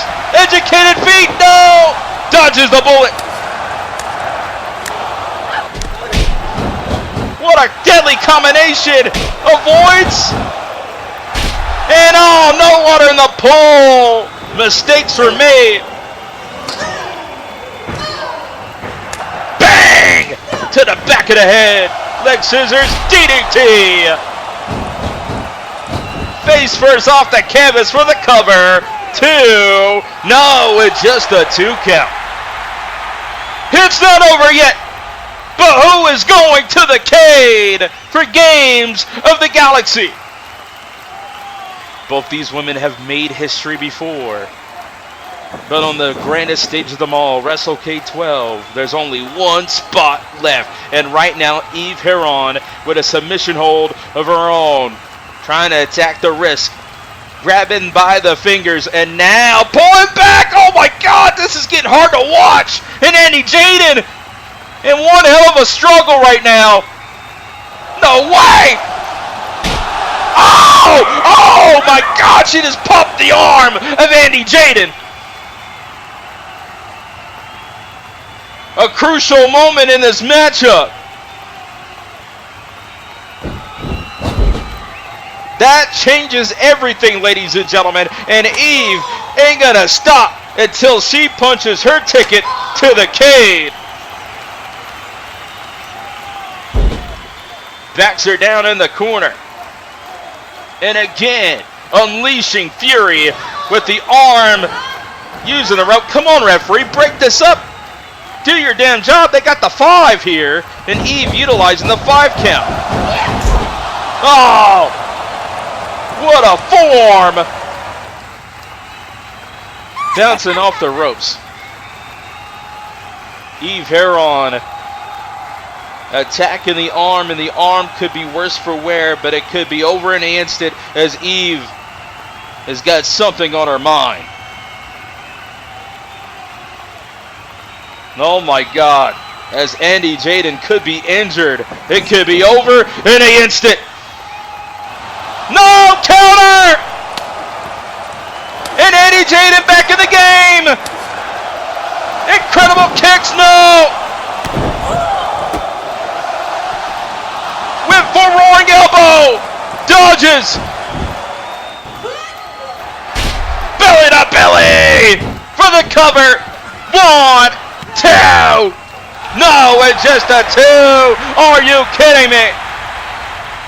It's not over just yet, but what a comeback by the Gravity's champion, Andy Jaden.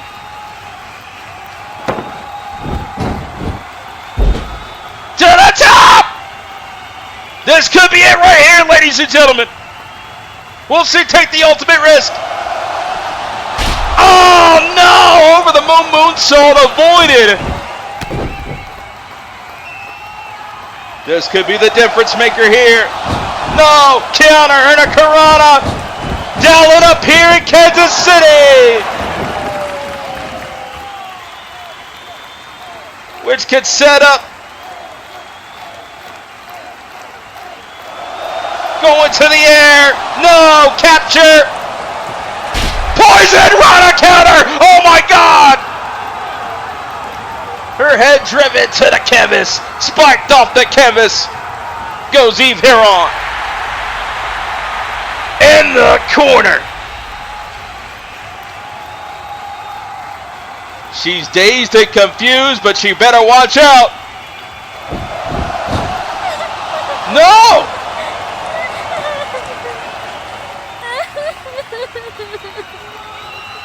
Wow, ladies and gentlemen, Eve Heron has really lost it, and Andy Jaden is psyched out by these tricks, these mind games of Eve. Has she lost her mind out there? Referee doesn't know what to do. Neither do I out here. She is absolutely sobbing in the middle of the ring, and Andy Jaden has lost her complete focus when she least expected. Eve, it was a trap. 1, 2, and just like that, Eve Heron has won via the distraction. Andy Jaden just lost the bloody Valentine. Eve Heron, your winner here tonight. And now the field is set. The All-Star lineup is on, ladies and gentlemen. Eve Heron joins Heather Rae, Amber Gage, Carter Renato, and Carolyn Baker, and Christy, the head diva in charge. And now, who's going to climb the ladder and get the ultimate ticket to championship gold? Eve Heron will make it to her first WrestleCade XI inside Games of the Galaxy in a crushing loss by Andy Jaden.